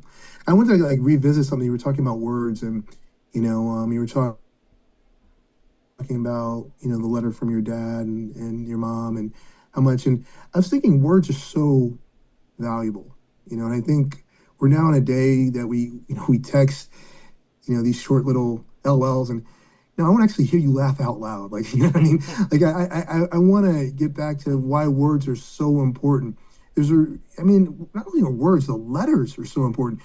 I mean, there's a big difference between a garage sale and a garbage sale, right? And I just want to get back to understanding that if these words and these letters are so important, and that the university is willing to put these letters and these words up on their track, it means something, right? And I don't want to like kind of totally poo-poo it. It does mean something. It does mean something to be giving those doctorates. It does mean something to have Binghamton University's name on your diploma. When I think about the people graduating and choosing this university, it does mean something for the alumni to look back at what they built, the foundation, and now this history of this amazing university because they were the people who came first. And now they're giving back to the university. It does mean something to have you sitting here doing a Bearcat breakdown and seeing that word Bearcat, like it means something. So I do want to make sure that we continue to invest in that, and I do want that pride to come through, that Go Green pride to go through all the way. Yeah, and I can appreciate that. I mean, as a person whose words matter every single day and are amplified by a microphone, I tell people this all the time, that the world we live in today, people will get on their phone, get on a tablet, get on any type of anything where they have a voice, be it them typing it or them saying it, and they don't understand the responsibility and the weight of it. Every time I turn this microphone on, I am asking myself to be at my best. I am asking myself to care, to lead with God, to lead with faith, to lead with my vision, to be consistent. And I don't even have, when we speak about words, it's sometimes hard for me to find the words of that weight, that it's always with me, it's always in me, it's always on my mind and sitting upon my heart. It's not something I always speak on, but I tell people that all the time. I got asked the question when I was at the Aflac kickoff game doubleheader in Atlanta these past couple of days, and I had it was Syracuse Tennessee game, and there's two people covering Syracuse, and this gentleman next to me, both young people, both college, and the one kid said to me, he said, "What's your angle today?" And I said, "Excuse me?" And he said, "What's your angle for your story?" I said, "There is no angle. I literally just tell the story of the game, and I let you, my goal is that when you read my article, whether you saw the game or not, that I can make the game come to life to you, and you can see every piece of that game from start to finish." Wow, that's awesome. There is no angle. And then the young woman said to me, "What'd you say?" I said, "I love it." I appreciate that. No, and then the young woman said to me, she said, "Do you have any advice for someone who is covering a team that stinks?" And I looked at her and I said, "Well, first and foremost, you are not covering a team that stinks. You're covering a team that's going through growing pains. You're covering a team that's trying to figure it out." And I said, the best advice that I can give to you is that there is a way to tell the truth, and there is a way to constructively criticize without disrespecting the people that you're talking about. So I would say to you to write a story in such a way that you feel good about what you wrote, you told the truth, but that the mother of all the children that you wrote about can actually read this and be okay with it. So wow, that's great. I love the fact that you care so much about words, Ty. I really do. Yeah. And then, and then there's these small connections, like, you mentioned Gene Marshall, and what are the odds? Gene Marshall and I are alumni from the same university. He did sports at the same college I did sports at. I just was there a decade before me, and those ties run deep, and it's a brotherhood and it's a friendship without words that happen automatically just from where you went to school. And we joke. He always calls me a celebrity. And I just think I'm doing Ty, right? I don't really see it. But then he sent me an article from the Daily News that mentioned me, and you're just like, wow. And it was actually good news, and you're just like, you just start thinking about these connections, but it meant more because it came from him, Yeah. And, I wish that for everyone. I wish that for everyone that goes to the university. And, I got an opportunity to speak to the student athletes a couple weeks back. And I was just talking about the journey and the things I wish I knew I wish I knew when I was going to college that 30 years later, these are still going to be my closest friends, that we still have a group chat where we still trash talk each other, or yesterday, just happy holiday, and hope you guys are being safe and enjoying it and following each other's kids, and or how these relationships come back, inadvertently or intentionally, where, Gene mentions like five guys and they're all the same five guys I know that we kind of overlapped barely, and those are really cool things that I hope come out of it. But there is something about, student athletes in general. They do get scholarships, some do, some don't. But it's the attention to detail, the work effort that you have to give. And track's one of those things, the more you do, the more you put in it, the more you get out of it. Like, you don't just wake up and jump far. You can jump far, but if you want to, everyone already jumps far, but if you want to win or you want to beat yourself, that's another thing I love about track. You're competing with yourself more than anyone else. Yeah. And it's the same thing with your school and your grades. There's a way for us both to win. I think a lot of people go into a classroom or school or go after that first job and they're thinking about how do they win. Yeah. They focus more on how to make sure we all win. I think to be more successful. Yeah, and that kind of just brings it all back together, right? You being the CEO and president of Vision's Federal Credit Union, and how does everybody win? By giving back and paying it forward, which is exactly what Visions has done through your vision for Binghamton University. So with that being said, Ty, I have absolutely loved this conversation. Doesn't feel like the first time I talked to you. Thank you. We're going to do some rapid fire here, as we always do. And so in this Bearcat Breakroom, you could put me on the hot seat. I could put you on the hot seat. Any topic is good. Any question is good. And we can ask literally anything. You get to ask the first question. What do you have? All right. What is your favorite part of the day and why? Oh, man. Waking up and getting to thank God that he let me do it again. So, yeah, I would say wake it up in the morning, and I could be so much better at it. I know you know that, God, but to wake up and to not grab my phone and to say, in the name of the Father and of the Son and of the Holy Spirit, thank you for waking me up today. So I would say that's my favorite part of the day. And that's awesome. I just, the way I work and what I give, and, it's a part of me. I don't see like, there's this part of my day where I work, and then there's this part of my day where I'm me. I am completely engulfed in what I do because I love it, and I don't feel like it's a job. So when I go to sleep at night, I think it's just reflecting on, God has always blessed me. And even in the days where I'm focusing on something that didn't go my way, there's so many things that have and continue to, and he has just been so good. Like yesterday could have been so stressful because I was announcing 3 partnerships, but I was so excited like a little kid that I was announcing 3 partnerships. And, to be able to do that is just, God has overblessed me. And like I always tell him, I said, that doesn't mean that I want to give it back to you. I appreciate it, but it means I got to go help people out and do something else with it. So. I get it. My question back to you, Ty. If you took over my show tomorrow and it was Wake Up Call with Ty Muse, who would be your 3 guests and why? Wow, that's a good one. I've been really lucky. I have some celebrity friends, and they all have amazing stories. So, one of the things that I've been trying to do is to meet all my favorite athletes, which has been fun. So I've become pretty good friends with John Starks. He came up here and we go off to Binghamton, and he doesn't see this, he'll be mad at that comment because he'd be like, he did not dunk on me, he dunked on our team. But I'm just super proud of him, the man he's become. Jackie Joyner Kersey to me is the greatest athlete of all time, and I've got to know her. She was speaking at an event, and I had a meet and greet, and I thought she seemed a little nervous. So I just tried to talk to her, and tell her how much we celebrate her, and shared numbers. And she texted me on her way to the Olympics and thanked me for the time, and we've stayed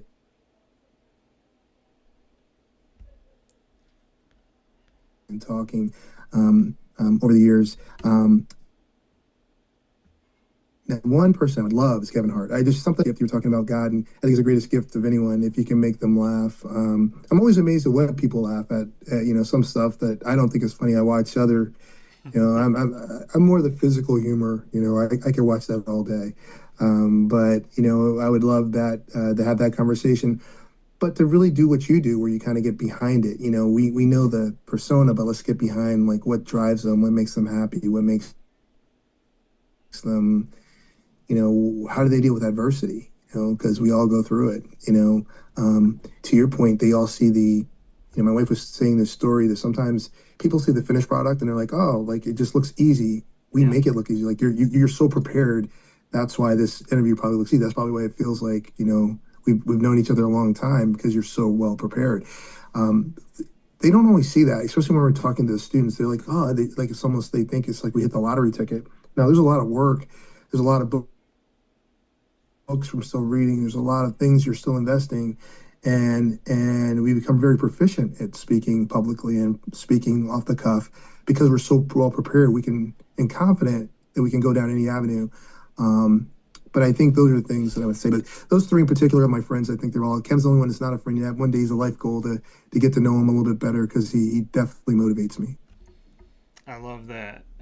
And it's funny because I have 1 degree of separation between myself and Kevin Hart, who I also am a big fan of, is that Spank one. There's Spank and Joey and the guys and Naheem that are all in the Plastic Cup Boys. Well, Joey, they came to Syracuse and I put a video out and I just put a video out after I saw the show thanking them all for coming to my city and I appreciate that awesome. And this and that. Joey responded to the video and said that's what's up and this and that, and then he sent me another response saying that I wish you the best in all your endeavors, my friend, and I was like, man, this guy took the time to watch this, which means there's a chance that they all saw it, that Kevin saw it. So what's up, Kev? That's awesome. But I would say awesome. One of my claims to fame is that I like making people laugh too. And Kevin and I have a lot of the same beliefs on a lot of things. But the one thing I will say this to Kevin Hart, if he ever sees this, is I'm happy that I'm a little bit taller. But you do get one more time. I think I got him by a foot. You definitely, you're good. You're straight with that. I got it by a few inches, but I'll take it. But what's your last question for me? All right. So as I think about the things that we go through life, you can't take it with you. So, a lot of people have been telling me it's more about the experiences. I work a lot, so I'm not always, when my kids were growing up, I wasn't home as much as I probably wish I could have been. But if you ask them, they always think I was there a lot because when I was there, I was very, very in the moment. One day I came home. They've been swimming all summer in our above ground pool, and I realized I hadn't been in there all year. So I hopped in a full suit, tie, everything, and swam with them till almost midnight. And if you ask them, they'll tell you oh, we swam all the time. There's only one time I've been in that pool with them in that whole time. So it's about experiences. Is there any other experience that you have on your bucket list, something you really would like to do? And there's probably many, but if you could pick one, what is that one thing you would love to had that experience you could share and tell others about it? Yeah, I appreciate that. I love that story. And the reason why they probably remember it as you swimming with them all the time is because that memory of you jumping in a full suit is something that they'll never forget because how many dads do that? You sound like a cool dad. So I definitely can appreciate, and I love what you said before, by the way, that you said, I'd rather have this awesome dad and this person that sets a great example for 54 years than to have somebody miserable for 75. And I can respect that. My grandfather's, it made me think of my grandpas. They both passed away when I was 6, and now I'm 39. And if you ask me for the last 33 years, if there's one thing I've thought about pretty much every day for 33 years, they cross my mind at least once a day. 33 years later. That's huge. And I still credit them with teaching me things today because I believe that their voices from heaven get through to me all the time. That's pretty cool. That's pretty cool. So I would say that. The thing that I would want to do that I haven't done yet, I definitely want to go to Spain. I need to find a wife, Ty. I'm done with America. So, I think it's time to go to Spain. And I don't know what's going on with these women in America, man. I don't know. But oh no, you gotta get the right one. That's I know. so I can tell you mine is pretty special. Huh? I will say this, and obviously I'm just kidding. Whoever infiltrated America, those wonderful dating sleeper cells, I hope they leave. But no, there are very good women in here. But I would like to go to Spain. That's something. See, I'm going to take BHAG from you. You can take dating sleeper cell from me. But well, that's the first I've heard it. but I was first I've said it. It just came out of my brain. But I would say, yeah, I want to go to Spain, and I just want to see the culture. It's part of my heritage. Italy's part of my heritage, but I got to go to Italy this year on an 11-year promise with my dad. Yeah. So love to go to Spain, would love to see my family, and I would love to jump out of a plane, and I'd love to do kind of like that flying squirrel thing where you have that suit on and you could feel like you're flying.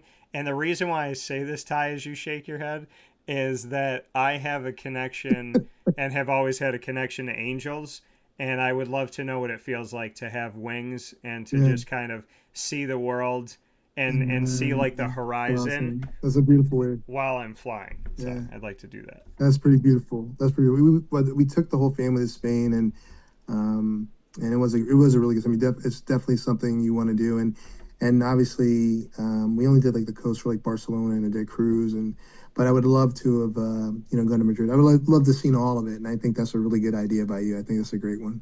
Yeah, and of course, all jokes aside, I love my American women. Don't you yell at me. There's too many good ones for me to, there's too many good. But my question back to you, Ty. Okay. So you and I are meeting here for the first time, but obviously I think that this conversation will breed plenty more. Yeah. If you and I could have our next conversation on location, where would you like us to be sitting and why? Ooh. There's a lot with that. Like if we were doing it because if I was trying to make you laugh, it would be one thing. But then the other part of me is like, well, now it has to be Spain, right? Because I would like to check off a bucket list and be like, Ty Muse did that, right? Yeah. There you go. I like that.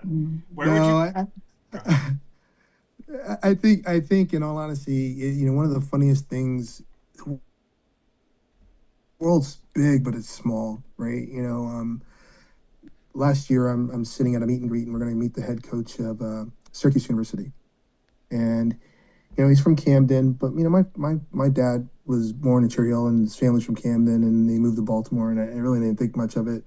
I'd heard the name before, but it was a very, very common name for him around, and he walks up and he starts naming my cousins' names, and I'm like, he goes, they're my cousin too, and you end up realizing we're second cousins and you're rooting for her. Now you find that at first I'm like, is this for the NIL? If your family, you think I'm going to give more, but then I started looking on like Facebook, and like we have all these connections that that are related to each other. But I do think that it would be hopefully someplace that would breed a nice, good conversation, and we could laugh a lot. So I'm picturing like a nice patio outdoors. One of those nice little places, either here in Broome County over some vino and Italian, or up in Kew in the fall. They have a lot of great places out there as well. And it'd be probably have a deeper conversation. I think this is fun, and it serves, but I can tell you have a lot of wisdom and knowledge to be worth sharing, and a lot of laughter to be worth sharing. So to me, that sounds like the ideal spot, enjoying a perfect fall day in upstate New York, outside with a little vino and a little nice warm vest near a heater, and just making each other laugh over and over again. That sounds like a pretty cool way by storytelling. Storytelling is a huge part of leadership. They actually say, it's one of the 10 most important attributes. If you tell someone 1,000 words and tell them to repeat it back to you, they can't. But if you told them a story using 1,000 words, they can give you back almost 80-90% of every word you said. So I think there's a lot more stories to be shared, bro. I think there's a lot more stories to be shared. I agree wholeheartedly. I have a great relationship with Fran as well, and talking about faith in God and all those things. So I think that's really cool for you to share that today. But I will double down on what you said and say that let's not just have it be a conversation here on Wake Up Call, but here as we head into fall, let's make sure that you and I do have a chat where we can share some knowledge and wisdom, make each other laugh. Let's figure out some time to do that for sure. We'll make it happen. Sounds good.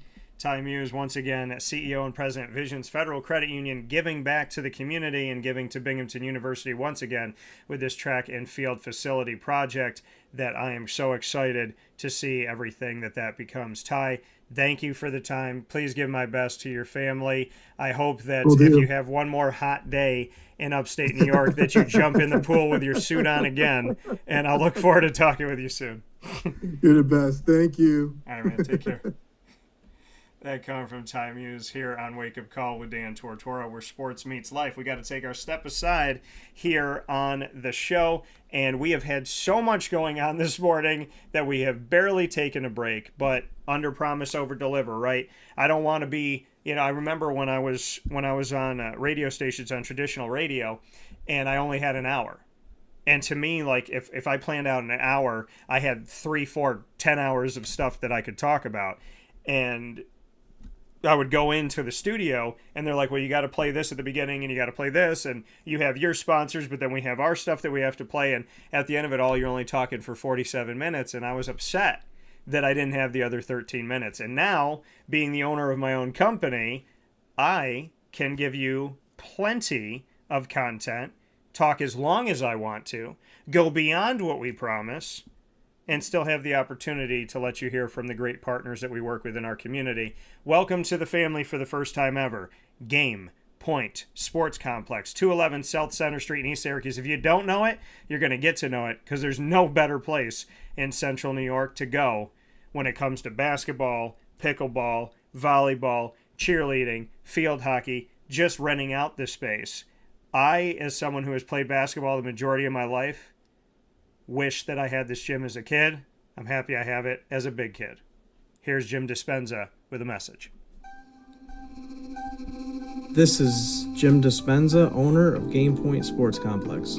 You hear the same story across any sport that kids play and any sport that adults play. There's never enough places to play. That was definitely true with volleyball, definitely true with basketball. Could be cheerleading, it could be field hockey, which is what we're seeing now. Every sport has a lack of places to play, and I think Syracuse in particular is a place where it's really bad. Despite the fact that we've got a lot of athletic talent around here, we just seem to have not enough places for people to play, and they're going to different places. They're going to Rochester, they're going to Buffalo, they're going all different places because we don't have a place here, and I felt like that should change. This was a long project from planning all the way through execution to opening the doors. A lot of work went into it, obviously a lot of money, a lot of resources, and the dream always was kids being in the gym, having a good time. And I've always felt like sports is the most unfiltered joy that you can observe with people, that people can experience, because it is fun, it is a sense of accomplishment, it's all of that wrapped into one thing. And so watching kids going up and down the court with big smiles on their faces has been just amazing experience. I'm looking forward to years to come of that same thing. We've taken the time to invest in multiple sports, and then what we're finding is the mere fact that we have a large, clean, well-lit space has opened a lot more doors for us beyond basketball, volleyball, pickleball. Now we're having some interest from cheerleading. We've got girls field hockey coming in, and then also there's quite a bit of room for spectators. We've got bleachers, we've got benches, we've got a concession lounge where people can get food and drinks. We're going to have multiple sports going at the same time, using every square inch of this place for what it was conceived for, which is basically people to come in, have a good time in the sport that they prefer.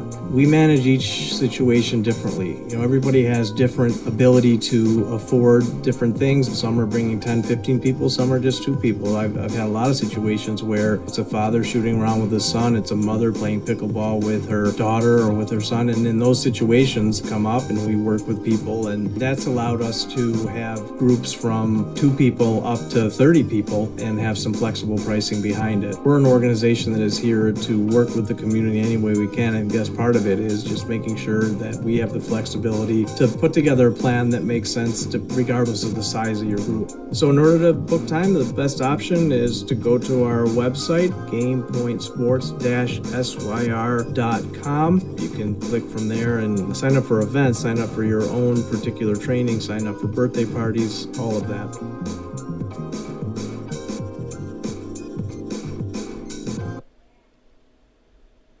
Located on 7839 Oswego Road in Liverpool, New York, has been serving our community for decades.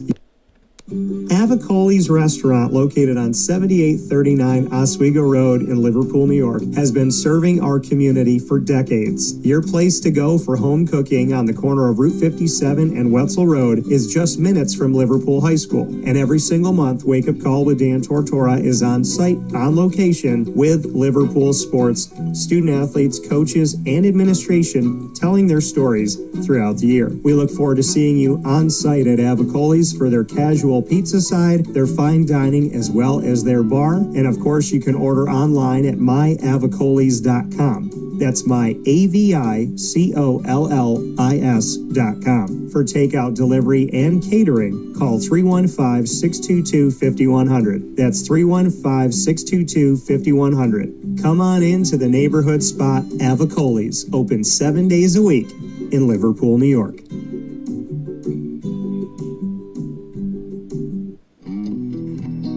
K9 Campground Dog Boarding is your home away from home for your furry-loving friends. Open 7 days a week with drop-off and pickup times in the morning and later on in the day and early evening. K9 Campground Dog Boarding is the spot to trust with your dog for short and long-term stays. Call 315-299-4013 for more information. That's 315-299-4013, and go to k9campground.com as well. That's KAMP ground.com, where you will find all of the information on their different cabins, which include the classic cabin, executive cabin, grand cabin, and luxury cabin. K9 Campground Dog Boarding, where your dog will have indoor and outdoor areas as well as their own private cabin for any size, any breed, as well as dogs with different needs. Dog parents and dogs alike choose K9 Campground Dog Boarding. Isn't that right, Lily?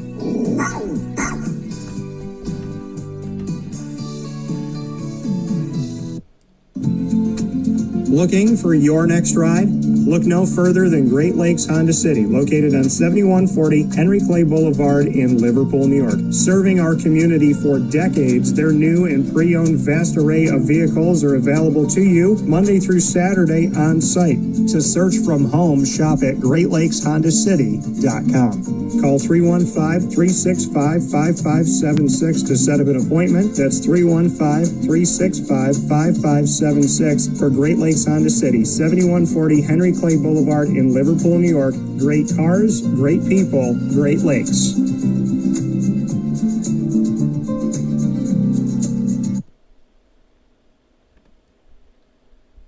Carvel DeWitt, it's what happy tastes like. Do you know why? Because we make ice cream. Creamy, rich, flavorful ice cream. Not yogurt or iced milk like some of our competitors. Ice cream.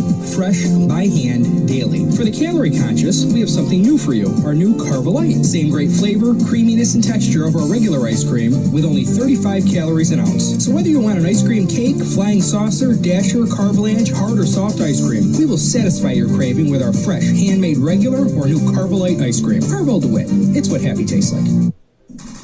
The Wildcat Sports Pub in Camillus, New York is located on 3680 Milton Avenue in the Home Depot Plaza. It is your family-friendly sports bar and restaurant.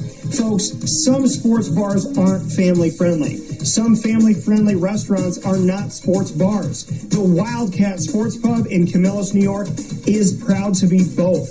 It is that marriage that you've been looking for years. The Wildcat Sports Pub is your home base for your sports bar and restaurant needs, games for the kids, indoor and outdoor activities, and enough things on the menu to come back every single week and get to try something new. They're open Sundays from noon to 8 p.m., Monday through Wednesday, 11 a.m. to 11 p.m., and Thursday through Saturday from 11 a.m. to midnight. For reservations and party information, call 315-487-2222 for the Wildcat family-friendly sports pub and restaurant.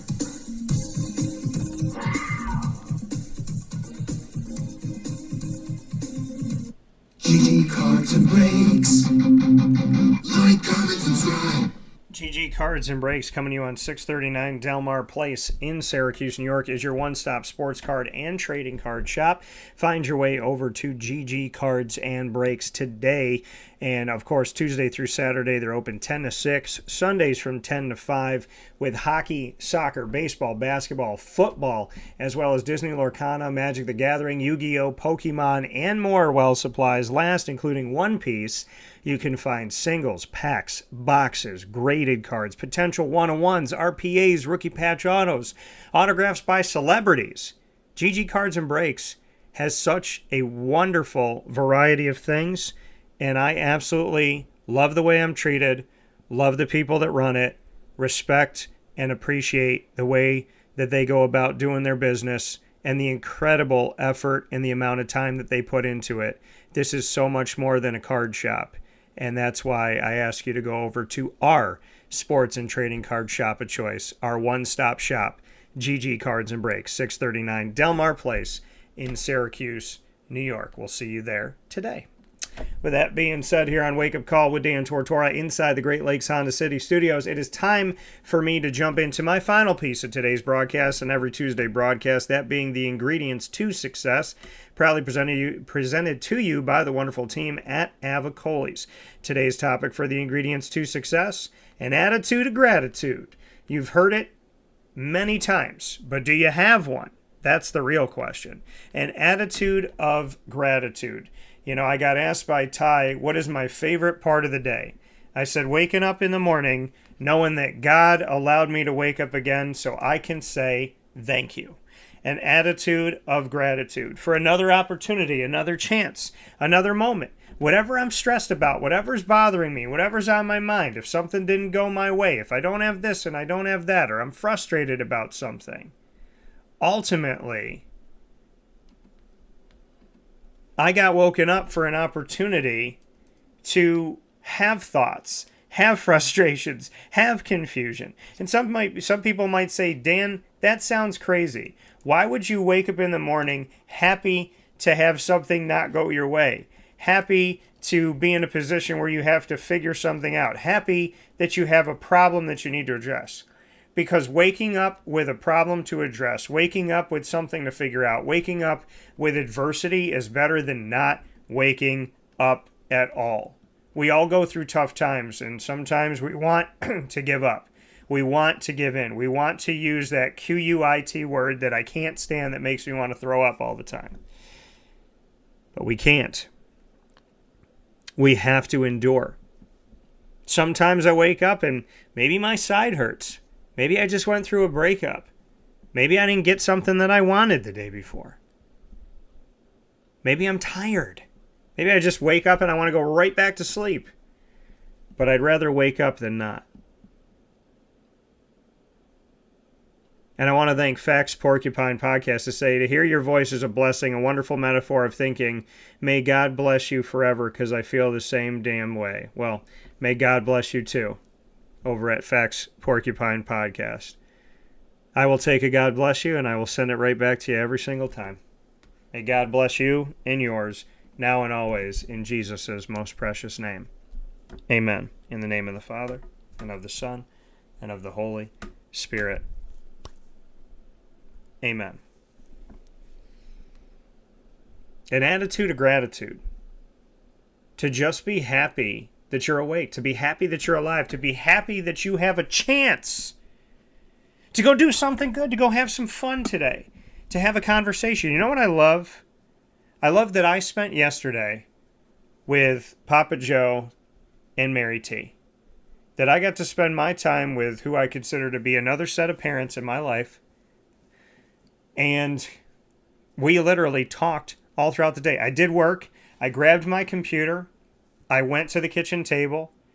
And all day long, the kitchen table was my office. But I didn't miss lunch. I didn't miss visiting, learning, growing, gaining information, and spending quality time for people that I miss tremendously when I'm not around them physically. So, you know, did I wake up yesterday a little bit tired? Had I just driven in and gone to bed after 3 o'clock in the morning? Did I have a lot of things that I wanted to make sure I did yesterday and that went off right and went off okay? Yeah. But you know what? Of all the work I did yesterday and of all the hours I didn't sleep, I wouldn't change a thing. Because I wasn't stressed at all. Because I was surrounded by love. So, have an attitude of gratitude. When you are thankful to God, like I tell people when they wake up in the morning, I said, if you wake up and you got something that pissed you off, at least you're awake to be pissed off about it. And if you can call someone to tell them that you're pissed off, at least you have somebody that loves you enough to hear you out. So that's taking a literal problem and looking at it a different way. Thank goodness I'm alive to even have a problem. Do I want to have a problem? No. But if I'm dead, they're saying, well, you got no problems, but you're also not alive. When I'm alive and I have a problem, I have an opportunity to correct that problem. I have an opportunity to grow from it. I have an opportunity to navigate through it, to gain through adversity, to become a stronger, better version of myself.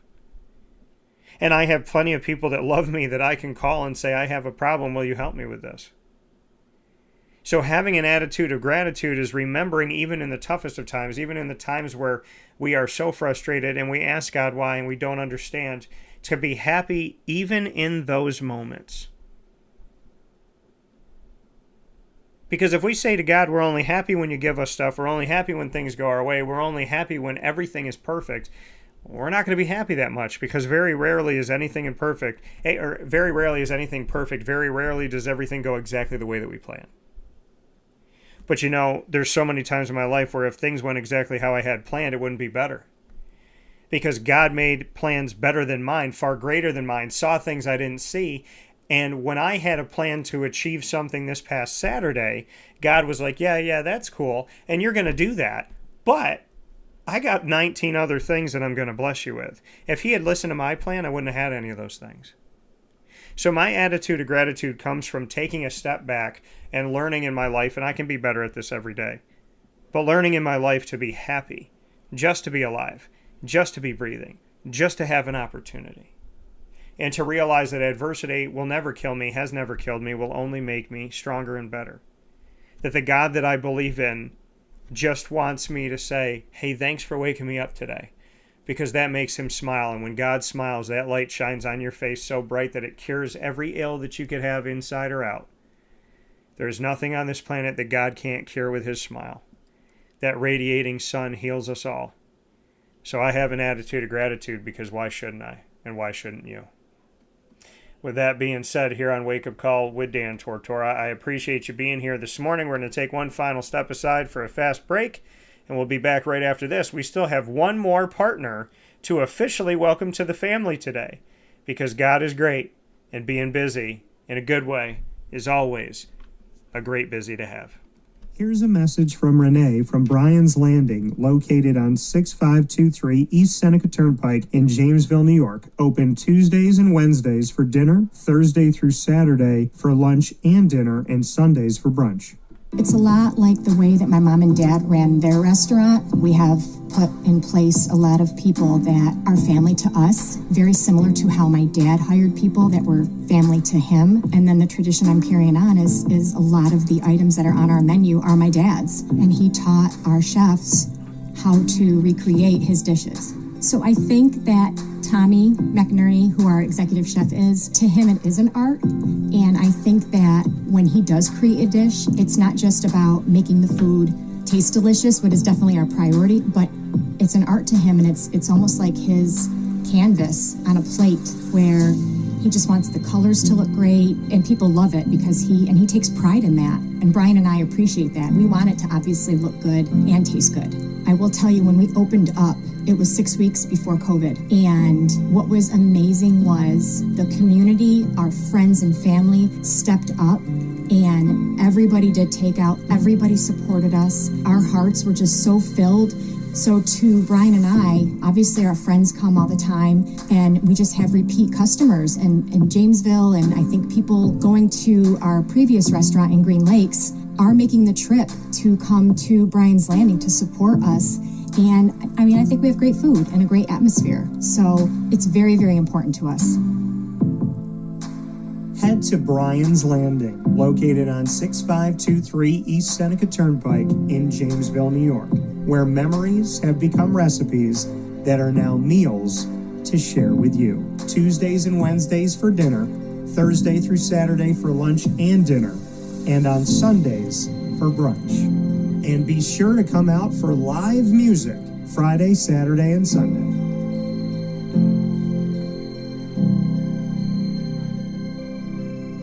Life gets busy, and sometimes that means us running around. So Canine Camp Dog Daycare offers you an opportunity to give your dog a place to stay while you take care of what you need to throughout the day. Canine Camp Dog Daycare is located on 228 Old Bridge Street in East Syracuse, New York. You can see it from the highway, and it's just off of Erie Boulevard across from BJ's Wholesale Club.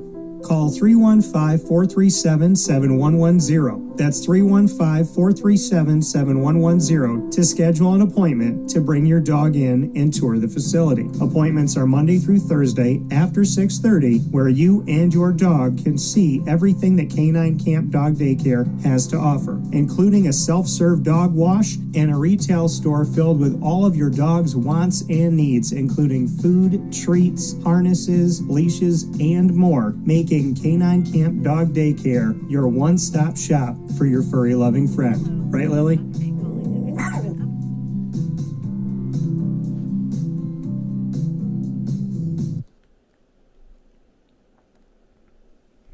And many thanks to Chick-fil-A DeWitt for being here with us as they approach having 1 month that they've been open right there on the corner of Bridge Street and Erie Boulevard. I cannot say enough about Megan Sorber and her team with their tireless work to bring something great to that piece of our community in Central New York, located right by multiple colleges and universities, by Lemoyne, by Syracuse, by Jamesville DeWitt High School, as well as Christian Brothers Academy, Chick-fil-A, and of course East Syracuse Manoa as well. Chick-fil-A DeWitt is a place that so many can call home, and so many students and student athletes that are going to school right there in that community can also be working and gaining great experience from a wonderful leader with Megan Sorber and Chick-fil-A DeWitt. We look forward to seeing you over there today and all throughout the week, except for Sundays, as they always honor the Lord's Day at Chick-fil-A DeWitt. Go and see them on the corner of Bridge Street and Erie Boulevard. You can't miss it,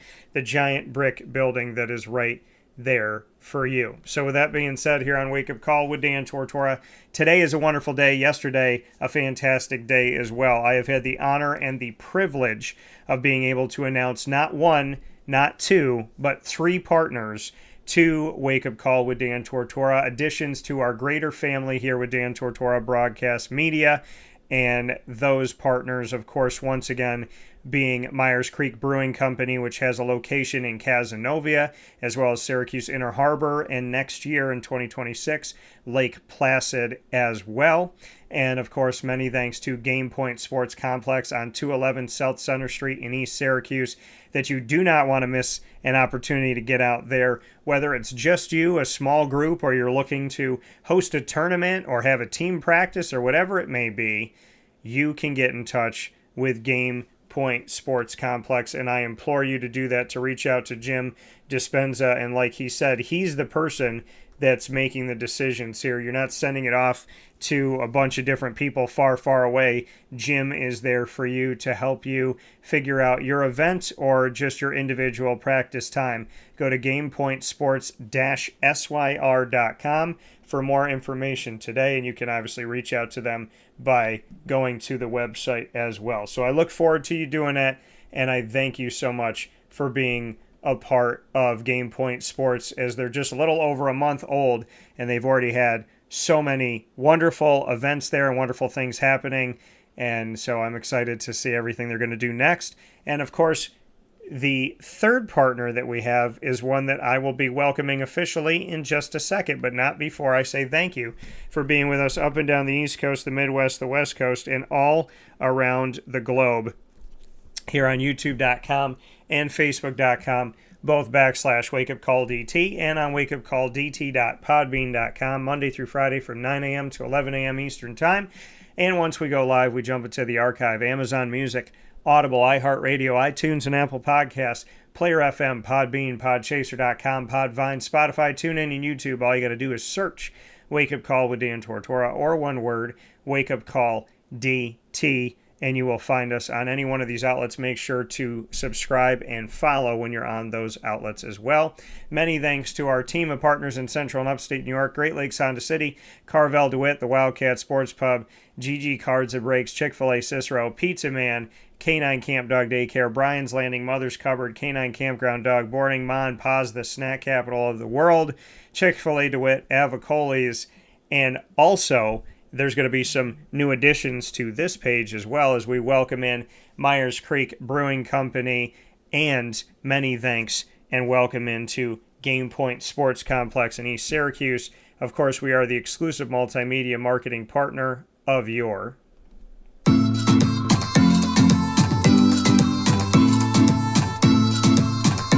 Bryan and Stratton College Bobcats of Syracuse. You'll find the Bobcats in what we call the Bobcat Buzz every single month here on Wake Up Call with Dan Tortora, with student athletes, coaches, administration, and alumni joining the show to tell their stories. You could find it all by going to youtube.com/wakeupcalldt. Click subscribe, hit the notification bell, and find our BSC Syracuse playlist. You'll also find the Bobcats on wakeupcalldt.com's homepage and underneath the exclusive partners tab with their very own page that has just been updated. So don't miss a moment of that by going out to our website today. So many thanks to all of the wonderful people at Bryan and Stratton College of Syracuse. And of course, for more information, you can go to syracuse.bscbobcats.com and go Bobcats.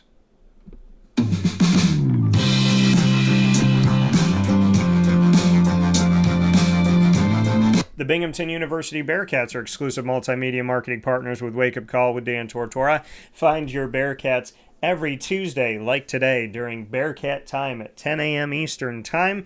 And, of course, you can find all of our wonderful episodes of the Bearcat Breakroom and Moments with Marshall, including our complete Bearcat takeover from on-site, on location at the event center last week, by simply going to youtube.com/wakeupcalldt. Click subscribe, hit the notification bell, and find our Binghamton playlist. The Bearcats are also on wakeupcalldt.com's homepage and underneath the exclusive partners tab with their very own page that was also updated, so make sure you check that out. For more information, go to binghamtonbearcats.com and go Bearcats. And now it's time to announce our third newest partner. Here we go.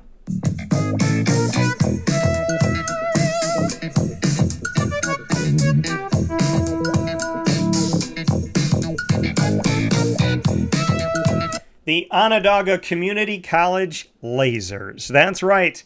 OCC has joined the family here on Wake Up Call with Dan Tortora in what we're calling the Laser Lounge. And our first broadcast with the Onondaga Community College Lasers will be this Wednesday in the Laser Lounge, this Wednesday, September 3rd at 9 a.m. Eastern Time, and they will be Wednesdays at 9 a.m. Eastern Time every other week here on Wake Up Call with Dan Tortora. Our first broadcast will be with Athletics Director Mike Borsch, jumping off our partnership with OCC. When you go on campus, you will see our Wake Up Call logo and information. You'll see our information there with our wonderful signage that will be at the games, indoor and outdoor, and so much is to come with OCC. I can't thank Mike Borsch enough. Big time shout out as well to Taylor Casella for all the work that she has done in the background here to get everything ready, and to the coaches and student athletes as well as the alumni and people that have come through OCC. I cannot wait to tell the stories of the Lasers in a way that expands on everything that we've done over the years. Your Laser Lounge is here on Wake Up Call exclusively in our exclusive multimedia marketing partnership, and I cannot wait to start things off with OCC with Mike Borsch tomorrow morning. With that being said, here on Wake Up Call with Dan Tortora, I want to thank my guests inside the Great Lakes Honda City studios and inside of MonPazPopcorn.com's What's Poppin'. Thanks to Joe Bombo joining us here to speak on the ACC and the SEC. You could check him out on all things SEC by going to the iHeartSEC podcast and by following him on social media at Bombo, BOMBOENT Group. And, of course, many thanks to Ty Muse of Visions Federal Credit Union, their CEO and president, for joining us today to speak on what they've done to invest in the community and Binghamton University, as well as to speak on life in general, in a conversation that I will definitely remember with Mr. Ty Muse. And, of course, many thanks to Avicolli's for being amazing in our community for multiple decades. They're on 7839 Oswego Road in Liverpool, New York, on the corner of Route 57 and Wetzel Road, with some of the best Italian food you are going to find outside of Mama's Home Cooking. And you could go to Avicolli's 7 days a week for lunch, dinner, and drinks. Of course, only drink if you're of age and only drink if you're going to do it responsibly. Thanks to Avicolli's for the ingredients to success, having an attitude of gratitude. And as we are here to start off September, coming off the holiday, I have an attitude of gratitude that so many wonderful people have been brought into my life by the grace of God, and that we get to announce all of these wonderful new partnerships while expanding on the ones that we have. For now, on Facebook at Wake Up Call DT, X at Call DT, and Instagram at Wake Up Call _DT. I look forward to seeing you online. Plenty more great messages and things to share of our 3 new partners in Myers Creek Brewing Company, as well as Onondaga Community College and Your Lasers, and Game Point Sports Complex in East Syracuse. From the Great Lakes Honda City Studios and from our second home of the great state of Florida, God bless, no stress, do your best. This is Wake Up Call. You are amazing. And we'll all talk soon. Have an attitude of gratitude and take care of yourself.